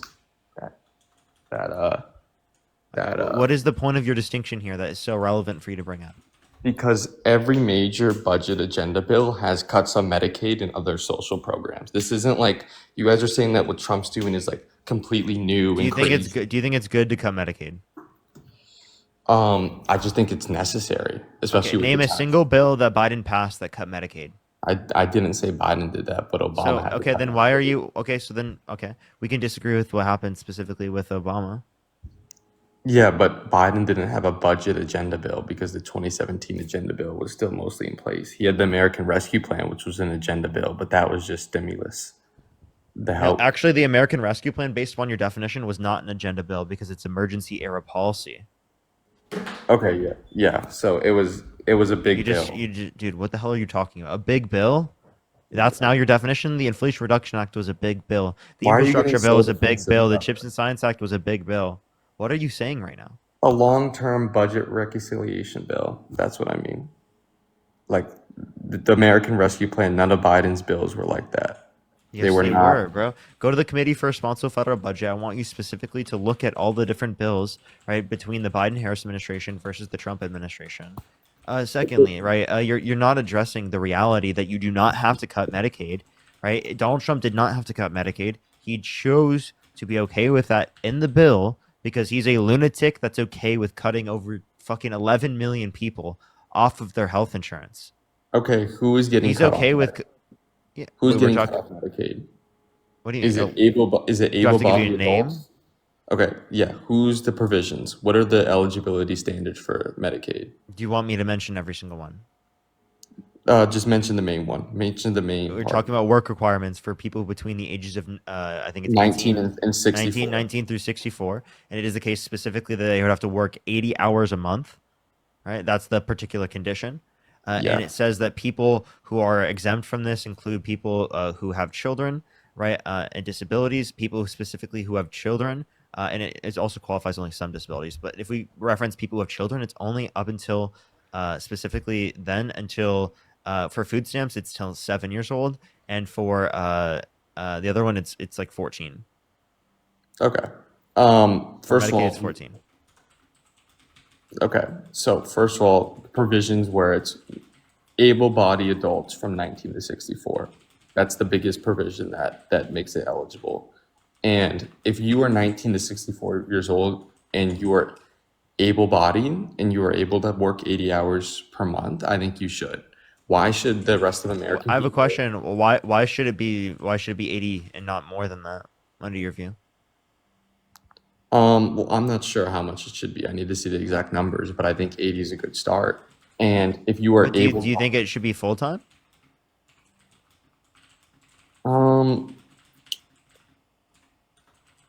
I don't know. I don't know. Again, this is such a minor. Wait, because someone from your own side could be like, oh, the 80 hours a month is not enough, right? I would argue that's ridiculous because it is the case that there are plenty of good reasons why specifically people wouldn't be able to work 80 hours a month, right? right? And it could be related to their conditions, they're environmentally able speaking, bodied. based upon the economy, whether we're in a recessionary period, whether there's a jobs drought specifically within that region. There could be plenty of reasons specifically as to why they do not have work, right, at that particular time to 80 hours a month. And that still doesn't mean that they should be cut off Medicaid. Also, I think there's some volunteer programs they can join too, so they could be able to find work in that. But overall, if you are able-bodied, I think the American people are actually tired of their productivity being used for people taking advantage of the system. And I think that if you are able-bodied between the ages of 19 to 64 and you don't have a major disability, why is it crazy to say that you should go to the work environment and not take the productivity of other Americans? Why is that such like a Wait, mind? I'm sorry. What you're not understanding is that this is access to healthcare, bro. Everyone in this country, regardless of how much they work, should be able to get access to healthcare. If someone doesn't work a single fucking hour in the month, I don't care. They should be given fucking healthcare. That's a basic fundamental human right. It's a bare necessity for people to live. And the Okay. fact that you want to sit here and you want to remove people's access to healthcare that saves their fucking life is crazy to me because you don't think that they work enough. Medicaid is not the same as emergency Medicare. So let's get one thing straight. It's not life-saving. What is Medicaid? It's Wait, yes, annual it is. healthcare Insurance payment. insurance is life-saving because preventative Insurance. health care is life-saving. 45 to 68,000 American lives are lost every single year in this country due to lack of health insurance. That's because they don't get access to preventative health care, which then reduces it makes their outcomes worse in terms of health. So you believe that we should have universal health care? Absolutely. Absolutely. Even though, okay, well, we can look at other countries that have universal health care. I think that's America first. If you cared about America, if you actually loved this country, you wouldn't want Okay. 45 to 68,000 Americans dying every single year due to lack of health insurance because they can't get access to preventive health care simply because they couldn't afford health insurance. That's the fucking reason. And you're going to sit Okay, here and you you're know what okay you with that fucking on the live described? stream and you're going to call yourself a patriot. You're going to say you love this country. No, you're completely just disadvantaged. You're just completely ruining my point. You're completely saying that my point's invalid. You're not letting me respond. My thing is, look, how many people have died in Canada from waitlisting? Many people have died from waitlisting. Universal health care. Can you give me any source that indicates it's more than 45 to I will gladly. 68,000? I will glad. There are literally visa And also, programs for I would health. love to see. And also, how many people are waitlisted in the United States as well, specifically that die because of waitlist in the United States? I would love for you to compare both of those and address the amount of people that die due to lack of health insurance. Okay, we'll look at the people who died in Canada. I'm searching up the stats right now. You really And think that if we had a universal healthcare system, more people would die? Yeah, because the government programs are actually not good. Government is very. Why? Why would more people Look at die? look at the DMV. I have to go to the DMV next week. The DMV oftentimes is actually really good, but I just want to address Go this. tell most people Wait, that I they just need want to wait. A lot of the people that I know have had good experience with the DMV. It probably depends on specifically where you're at. But in terms of this, that's still not addressing the reality that it is the case that if we look at countries around the world, they spend practically half as much as we do per individual on healthcare expenditure, and they have better average health outcomes. So the idea here that we're going to have a worse system that's going to lead to more people dying is actually preposterous. It's incredibly wrong. It's misinformation that leads to people dying in this country. And if you care about this country, if you love this country, you should clearly support, right, policies that ensure that people don't die in this country because they simply can't afford life-saving medical care. Okay, let me respond to that. Who has the best cancer treatment in the world? Who has the best innovation when it comes to healthcare in the world? Wait. Based on what metrics? Based on If you want to reference overall, survivability. if you want to reference overall, no, we do not have best health outcomes. When it comes to cancer treatment and So, innovation. wait, I'm sorry. I have a question. Right? If you want to reference innovation, what is that innovation funded by? Private. Is that corporations, no wrong? for-profit That corporations. innovation that you're referencing is not funded privately; it's funded publicly. You give me any good evidence that most of the innovation in the relating to things like relating to healthcare and what people need is specifically coming from private investment, not public investment. Where does most stem cell treatment come from? Is that private or public? I asked you for a Where did source. the I want you to vaccine provide it come instead of shifting the burden. Could you please I'm provide not shifting the burden. I'm source? giving you You are examples. You asked me for absolutely examples. you are You absolutely asked me shifting the for burden examples. instead of providing a source. You're not Shifting letting the me burden so that you don't have to provide a source. What did I provide ask you to? you wanted me to provide a source that most innovation comes from the privatization of market?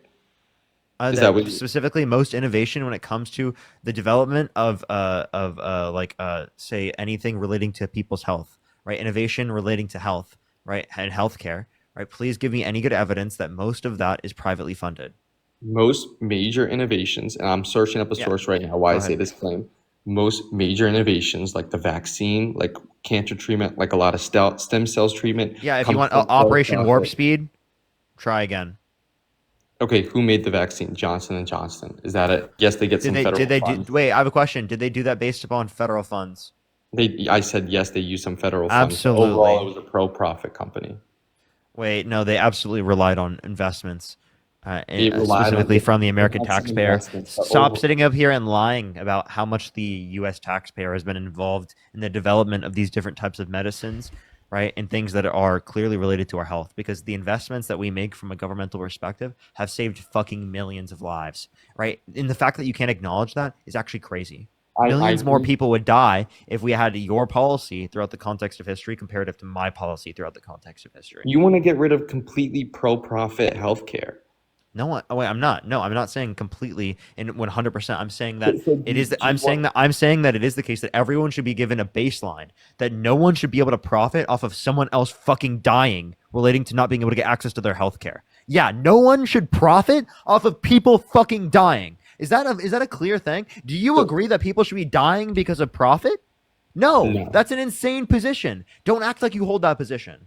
Yeah, but these people getting off Medicaid are not dying. That's not the same as emergency health care. There are people that are going to die because they did not get access to health insurance. You are lying. They are able-bodied working adults. If they want to get people are going to work, die, and you're they completely can okay with work. that. They're not disability. They're not. Nothing's wrong with them. They are able-bodied adults. They should be able to What about people who have undiagnosed mental illnesses? What about people specifically who have undiagnosed problems in There are general? provisions What in the about bill people for that. specifically that have, and they live in an area where there's job droughts, where there's recessionary periods, right? That could be impacting their ability to access to a job, right? In those set of circumstances, are you saying in those set of circumstances, people in those circumstances should be harmed? Those people should be at a greater likelihood of dying? No, I don't think anyone should die. And Okay, that's so then what are you arguing? Because this does lead to that. I don't live in a fantasy world where it's like people. Why do you who are keep acting like able-bodied- I live in a fantasy world when you haven't Yes, provided you a do. single You do live source in a for a fantasy single one of your claims? You haven't provided any evidence. I've given you straight facts, and you've provided nothing. You said, well, what source? That privatization has given us great innovations. No, yeah, that private investment has led to greater innovation, specifically within the context of healthcare, comparative to public investment in the context of the United States. I'd love to see a source that indicates that. I'm giving you a source, and obviously, I'm not against. Keep looking. Warp Speed was both a private and a public funding venture. They were both working together. It's not like Johnson and Johnson didn't have investment. Oh, so you're saying that it relied on public funding? It relied on both. It also relied on private funding too. Johnson and Johnson. So then, did we get a share of the profits? Did the U.S. people get a share of the profits? Yeah. What's your claim? Yeah, they got the vaccine. Like, what are you talking about? They got but we're talking about the profits. We put in terms of the investment. Did we get any in terms of the profits? I thought you were saying if people take a risk, they deserve the profits. When did I say that? First of all, I didn't even say that. But what profit did we get? We got the vaccine. What are you talking about? Was the vaccine money, or did the vaccine go out for free, or was that money? Did people pay for the vaccine? Yeah, not only should we have gotten the vaccine, but we should have gotten some of the profits that Pfizer and different COVID developing vaccines or businesses that developed COVID vaccines got, because we were a part of the investment process. Yeah, what do you think we should have got a $20 check? Like, what's your claim, bro? What profit? I'm claiming that the government should have gotten money that it can use on the constituents, specifically relating to healthcare, right, from those businesses, right, because they profited off of our investment. They gave out the vaccine for free. That's what are you talking about? It's not like they paid for it. We paid for it. The government gave it out for free. We still paid for them. Yeah, we did. And they gave us the vaccine. You don't think that there should be private and public funding operations together? There can, but if there are, it is the case that we're advocating for some fucking piece of the pie as investors. So if the U.S. government has a deal with Lockheed Martin and the government gets fighter jets from that, does that mean Lockheed Martin should give everyone a $20 check too? Like, what's your claim? You're misunderstanding my point. I'm saying the government was a part of developing the technology that they were going to sell, right? We put money in as taxpayers in the investment, right? Therefore, we get the benefit, right? You are saying in terms of our capitalist society that if someone puts in risk, puts in investment, that they deserve to profit specifically off of that. And that's also true in this context for the American taxpayers. If they put in terms of investments relating to these companies that help them develop vaccines that they then profited off of, we deserve a share of that pie. Yeah, we got the share of the pie by free vaccines. That's what we got. You're misunderstanding. I've already explained this. I don't think you're going to get this. I know. Is I there don't anything think else you'd anyone like to does. provide for the I don't conversation? think- Because Okay, clearly and it I doesn't got- seem I got like you you're the source. intellectually involved enough. What do you mean? Are you making fun of my intelligence? Like, I don't know why you're doing jabs when this is a honest, good debate, and you're just doing. I said you weren't intellectually involved in the conversation. Oh, so you're calling me stupid? All right, all right. No, I just said that you're not involved. How am I not involved? But I mean, if the shoe fits, wear it. Yeah, okay, I'm stupid for sure, and I'm not paid by the DNC like you are. Okay, you think I'm paid by the DNC? What evidence do you have that I'm paid by the DNC? What the fuck, dude? What? You guys are both paid by the DNC. Yeah, get so- what evidence do you have that I'm paid by the wait. DNC? Wait, one moment. When you say that we're paid by Biden the gave you the check. Biden gave you the call. when you say that we're paid Yeah, by the Biden gave DNC me a one check, second. really? Can I butt in? Biden I gave you haven't the talked call. at all this conversation. Yeah. Quickly. So when you say that we're paid by the DNC, do you mean like the Democratic National Party? Like they're paying us money? Yeah. Okay. So I mean, obviously, I know that no evidence exists of that. Okay, it because- was a joke. It was a joke. Calm down. There you Like, go. stop being so offended, There you Snowflake. go. Um, I'm and not then offended. I was just interrogating your view. It was a joke, bro. Do you think that I'm interrogation of a view is like taking offense?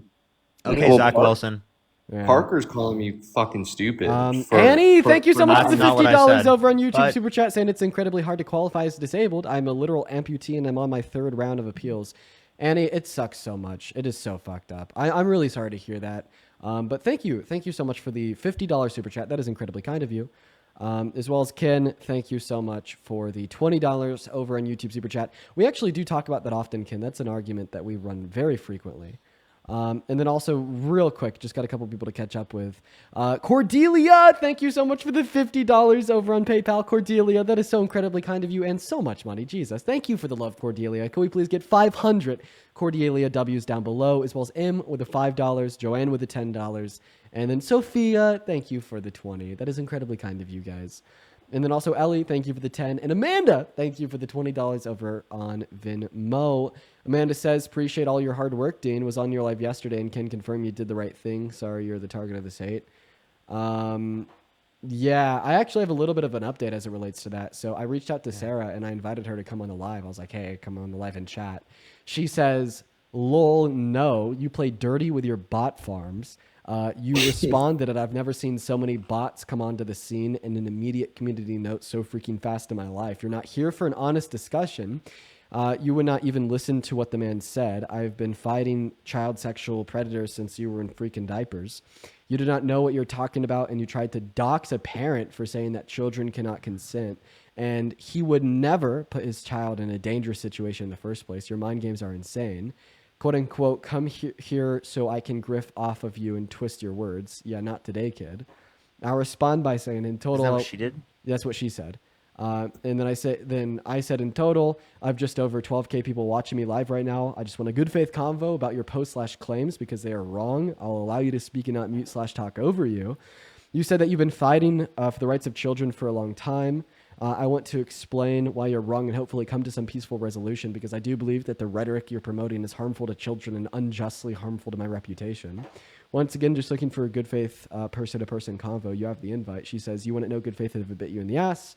I say, okay, Sarah, I see you're unwilling to come to your senses. If you change your mind, let me know.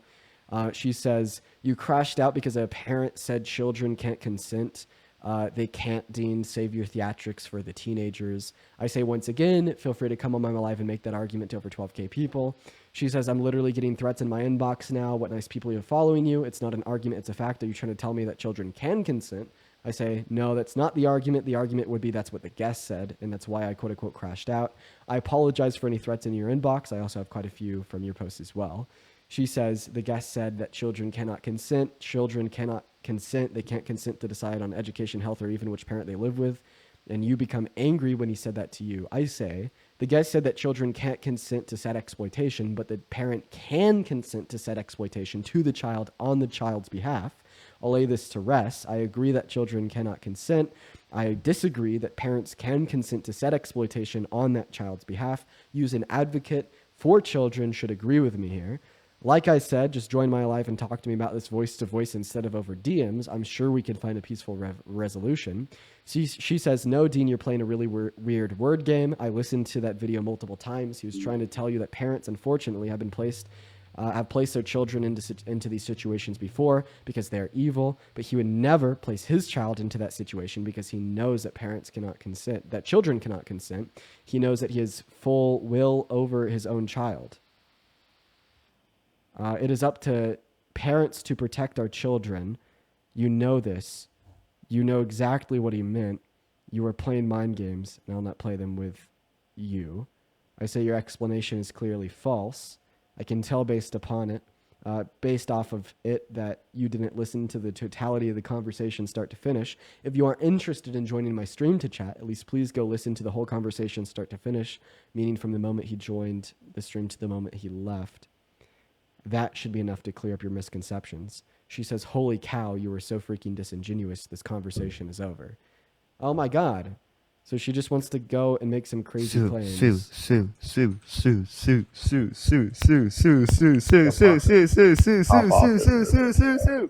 Sorry, I'm just... By the way, she called us all bots. There's 9,000 people in the TikTok stream. There's 2,000 people in my live and 2,600 people on your YouTube. She called us all bots. All of us, apparently. Not only do we have bots on all of these platforms, but apparently we have bots on X too, because that's the platform that she's on. Crazy, by the way. Okay, Parker, I have an issue with what you said, bro. Like, I'm actually pretty pissed off. I can't lie. You said that, oh, I'm a fucking idiot because I don't know what you're talking about. Can you explain to me what benefit the American people should get from Johnson & Johnson since it was involved public funding from the war thing? By the way, I didn't say that about you. I said if the shoe fits. Yeah, okay. It fits all right. Also, it fits? Oh, you said it, not me. Yeah. Also, you asked for a source that private companies are the most when it comes to R&D spending and most likely to find new drug discovery. Here's for a source. healthcare. Yeah, provide me a source. Biotech R&D spending. Who's investing the most in new drug discovery? No, and explains that. No, I'm talking about on average. Give me a title. Give you the title. I just gave you the title. What was the title? Biotech R&D spending. Who's investing the most in new drug discovery? The people who are finding the most discovery when it comes to. Hold up, I'm trying to type in biotech R&D. Okay, I'll say it really slowly so you can understand. Okay, I can type it down. Okay, so you can understand.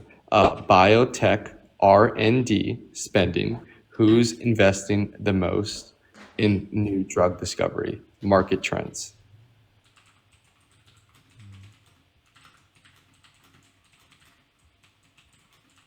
And what is it from? Patient PC.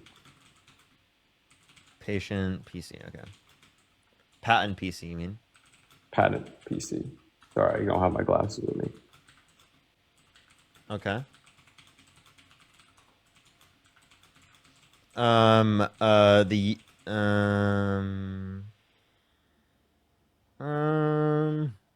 Also, if you don't like that source, I can give you other sources.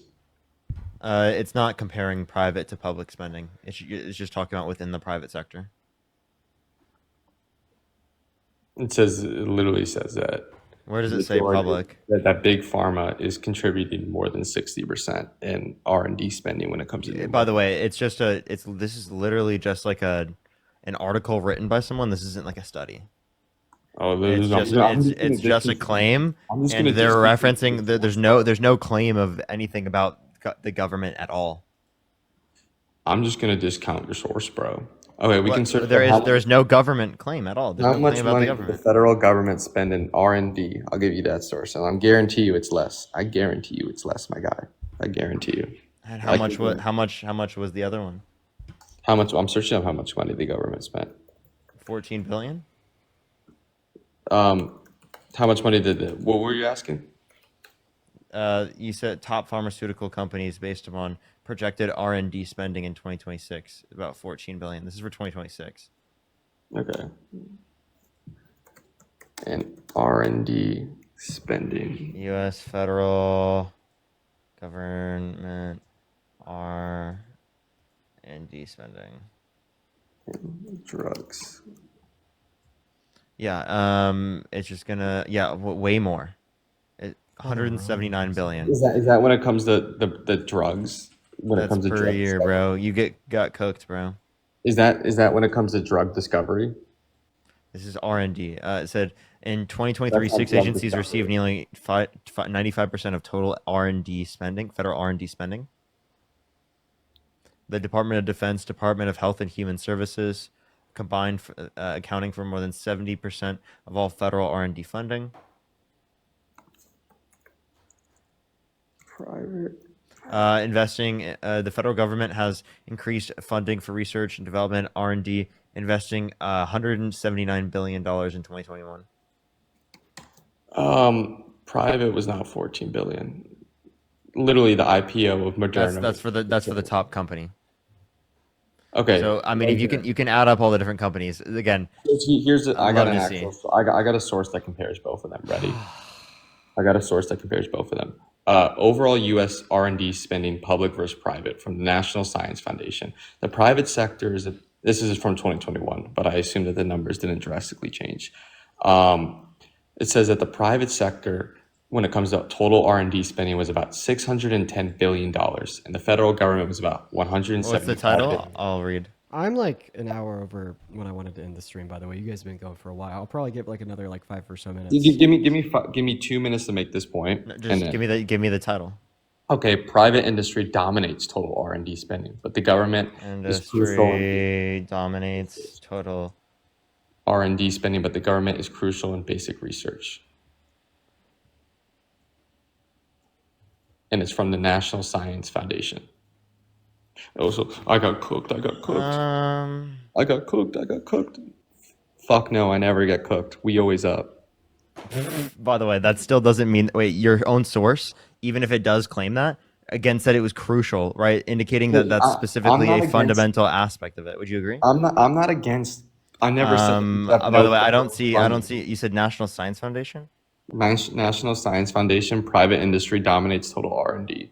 Basically. That's not the title. That shows that business R&D dominates U.S. R&D enterprise. That's what it says. Okay. Is that what you're saying? Let me pull it up real quick. I closed my computer. U.S. R&D spending by sector, private versus public investment, 2021. Yeah, and so what does it say the sector is specifically for? Like for development of healthcare, pharmaceuticals. It literally shows you the numbers right there. Literally explains that. Okay. Are we almost over, you guys? Yeah. I want you to. Well, you can go. By the way, I can carry this over on my own map. Well, I want to go over, like, I want to sit here and with the chat, like, look at what Sarah posted, and like actually listen to it. Well, I'll do that like once this conversation's over. No, you can. No, you got it. You got it. Okay, great. Yeah. So I don't know, guys. Let's go ahead and listen to the clip that was actually posted of the stream.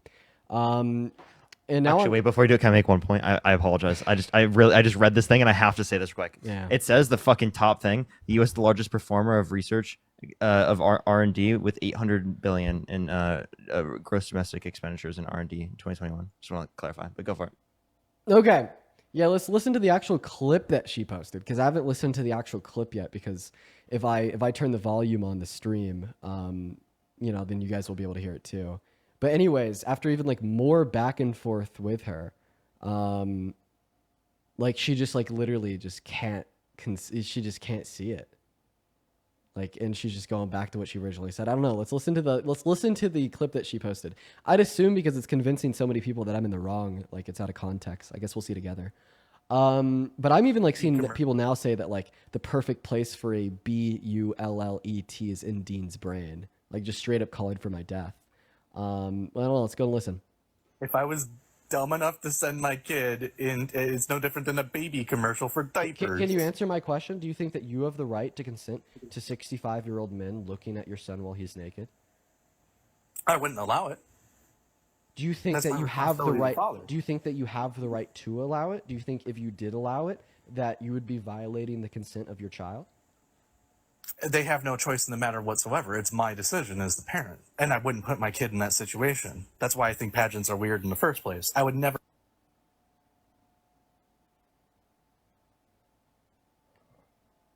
That's it? That's still going on. I don't hear. I'm pretty sure this is where I tell people to get in contact with his local CPS. We'll see. You won't be able to hear it because I was like so flabbergasted my mic was muted. Okay. So here's what we're going to do. I think that you don't deserve to have any custodial rights over your child. So for those watching, their handle is goatman91096. It's going to be their handle. If there happens to be anybody in here that's good at has like facial recognition software, or you can find me. It's fine. Nothing I said was wrong. Okay, I just said that the kid doesn't get to make the decision. What's your name? I would never put them in that situation. Okay, what's your name? And why are you trying to dox people, dude? That's weird. Because I want to find who you are so I could call CPS and have them take your child away from you. Oh, I'm sure. I'm sure you would like to try to do that. Yes, I would. So they would never even do it. That's the best part. Okay. What's Because your name? I would take the part, and I have a witness sitting here who's heard me say I would never put my child in that situation. Okay. So what's your name? So don't worry. Move the goalpost too, by the way. So you said that you think that parents have every right to exploit and traffic their children. So No, that's not what I said. So I'm not going to debate it with you. That is what you said. So I just putting this out there for anybody. Feel free to take his profile picture. Maybe you could go on like tiktok.com/his handle. You could save his profile picture, run it through some like reverse image search. Maybe it will link back to like a Facebook or something where you could find his name. And if you do find said information, that's public, by the way. You're more than welcome to. Feel free to take that information and report it to CPS. Feel free to take that information and report it to like the law authorities in this area. Feel free to take that information and report it to maybe his local CPS, etc. Child Protective Care, Child Protective Services. Feel free to do that. I'll go ahead and leave him on the live for around another 20 or 30 seconds here before we kick him, just so you guys, anybody that's interested in trying to do this, can like grab his profile picture. Okay, so that's the totality of the clip. What they cut off at the end, and I should have honestly said this earlier in the clip, is that this isn't doxing because it's public information that isn't going to then be public. It's going to go to the authorities. And once again, I want to replay the beginning of the clip that warranted that response. If I was dumb enough to send my kid in, it's no different than a baby commercial for diapers. Can you answer my question? Do you think that you have the right to consent to 65-year-old men looking at your son while he's naked? I wouldn't allow it. Do you think that you have the right? Do you think that you have the right to allow it? Do you think if you did allow it, that you would be violating the consent of your child? They have no choice in the matter whatsoever. It's my decision as the parent, and I wouldn't put my kid in that situation. That's why I think pageants are weird in the first place. So, I mean, what he says there is very clear.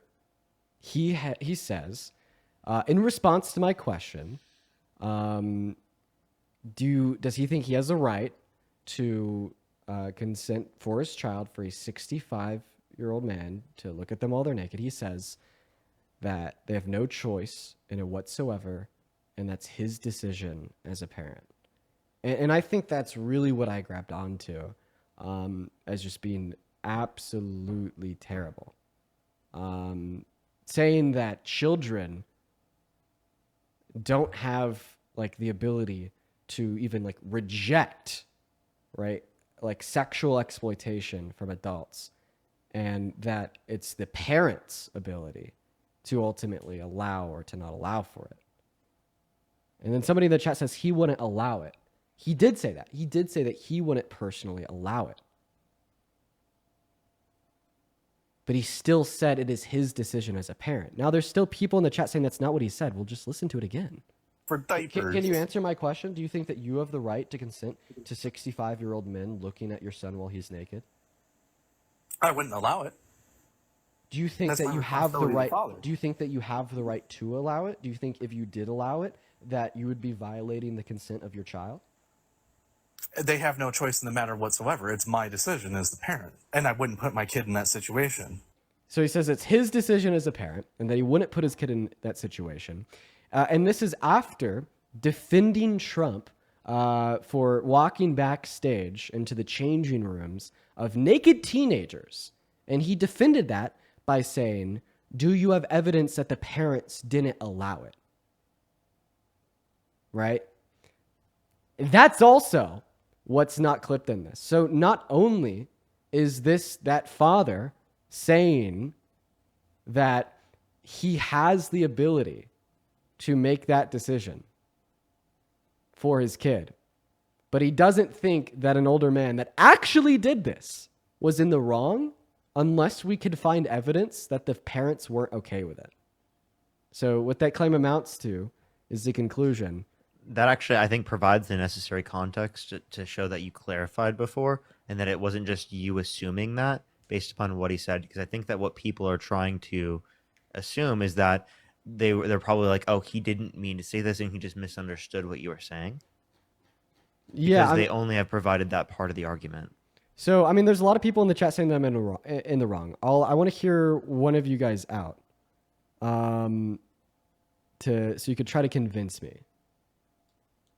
So you could try to convince me that I think you should just post that prior clip of specifically him like saying that and arguing it. Post like a 5 to 10 minute conversation between you two that provides that extra context, because then I think it would make it more clear rather than just them thinking that you were just misinterpreting them.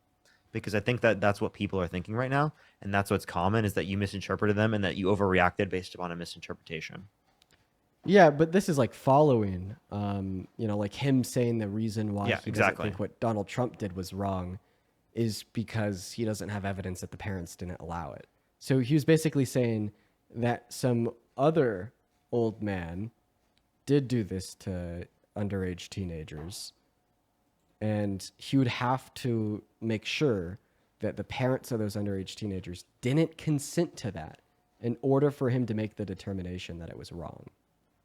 And then about the next clip, I think what I could say is I should have definitely worded it differently. Right? Like, but I mean, I don't think I regret like trying to like inform CPS of somebody that like that thinks that like definitely they can should consent. warrant that investigation. You know, somebody that has made an acknowledgement that he doesn't think it's wrong for an older man to take advantage of a minor unless he has evidence that the parents of that minor didn't consent. Somebody in the chat says like calling CPS is too far. I don't think so. I mean, I think that there's definitely going to be like some potential harm there. I think that's a really bad thing. Even if someone says going to CPS is too far, that's still not like unhinged for you to do in that response. Like in that situation, I don't think it's like unhinged. But like you could say you disagree with that. There's also like better safe than sorry. You know what I mean? It truly is better safe than sorry, especially when talking about like minor safety. Yeah. Much better safe than sorry. Like I think if there's a man that says he's unsure of an exploitation of a minor is wrong, and what would make him sure is if the parent didn't give consent to said exploitation of the minor, and maybe if the parent gave consent, then it wouldn't be wrong. That's what he said. And then I asked him, what if he was in that shoes as a parent? You know, like would he retain the right to do that for his child? And he says, well, I want to do it, but I have the right to do it. That's concerning to me. That's concerning enough to warrant an investigation on behalf of CPS. Now, if you disagree, I'd love to get your perspective.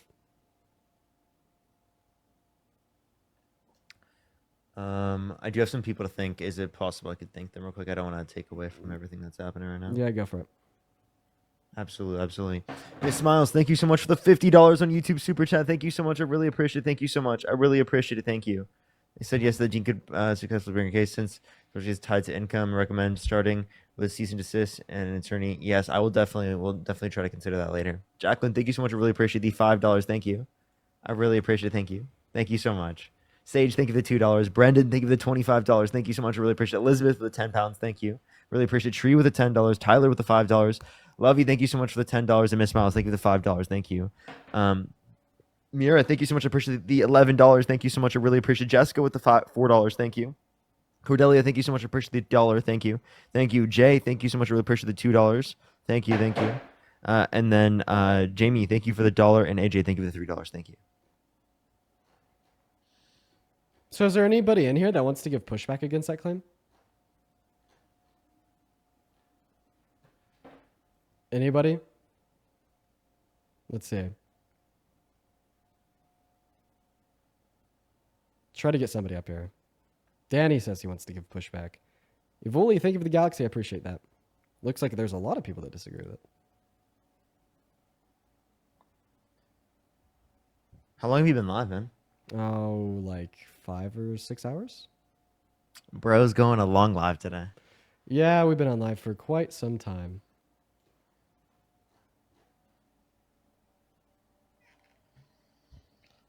Everyone, if you're on the YouTube streams, make sure to like the stream if you have not already. It helps send it out to more people. I would really appreciate that, everyone. I'd really appreciate that.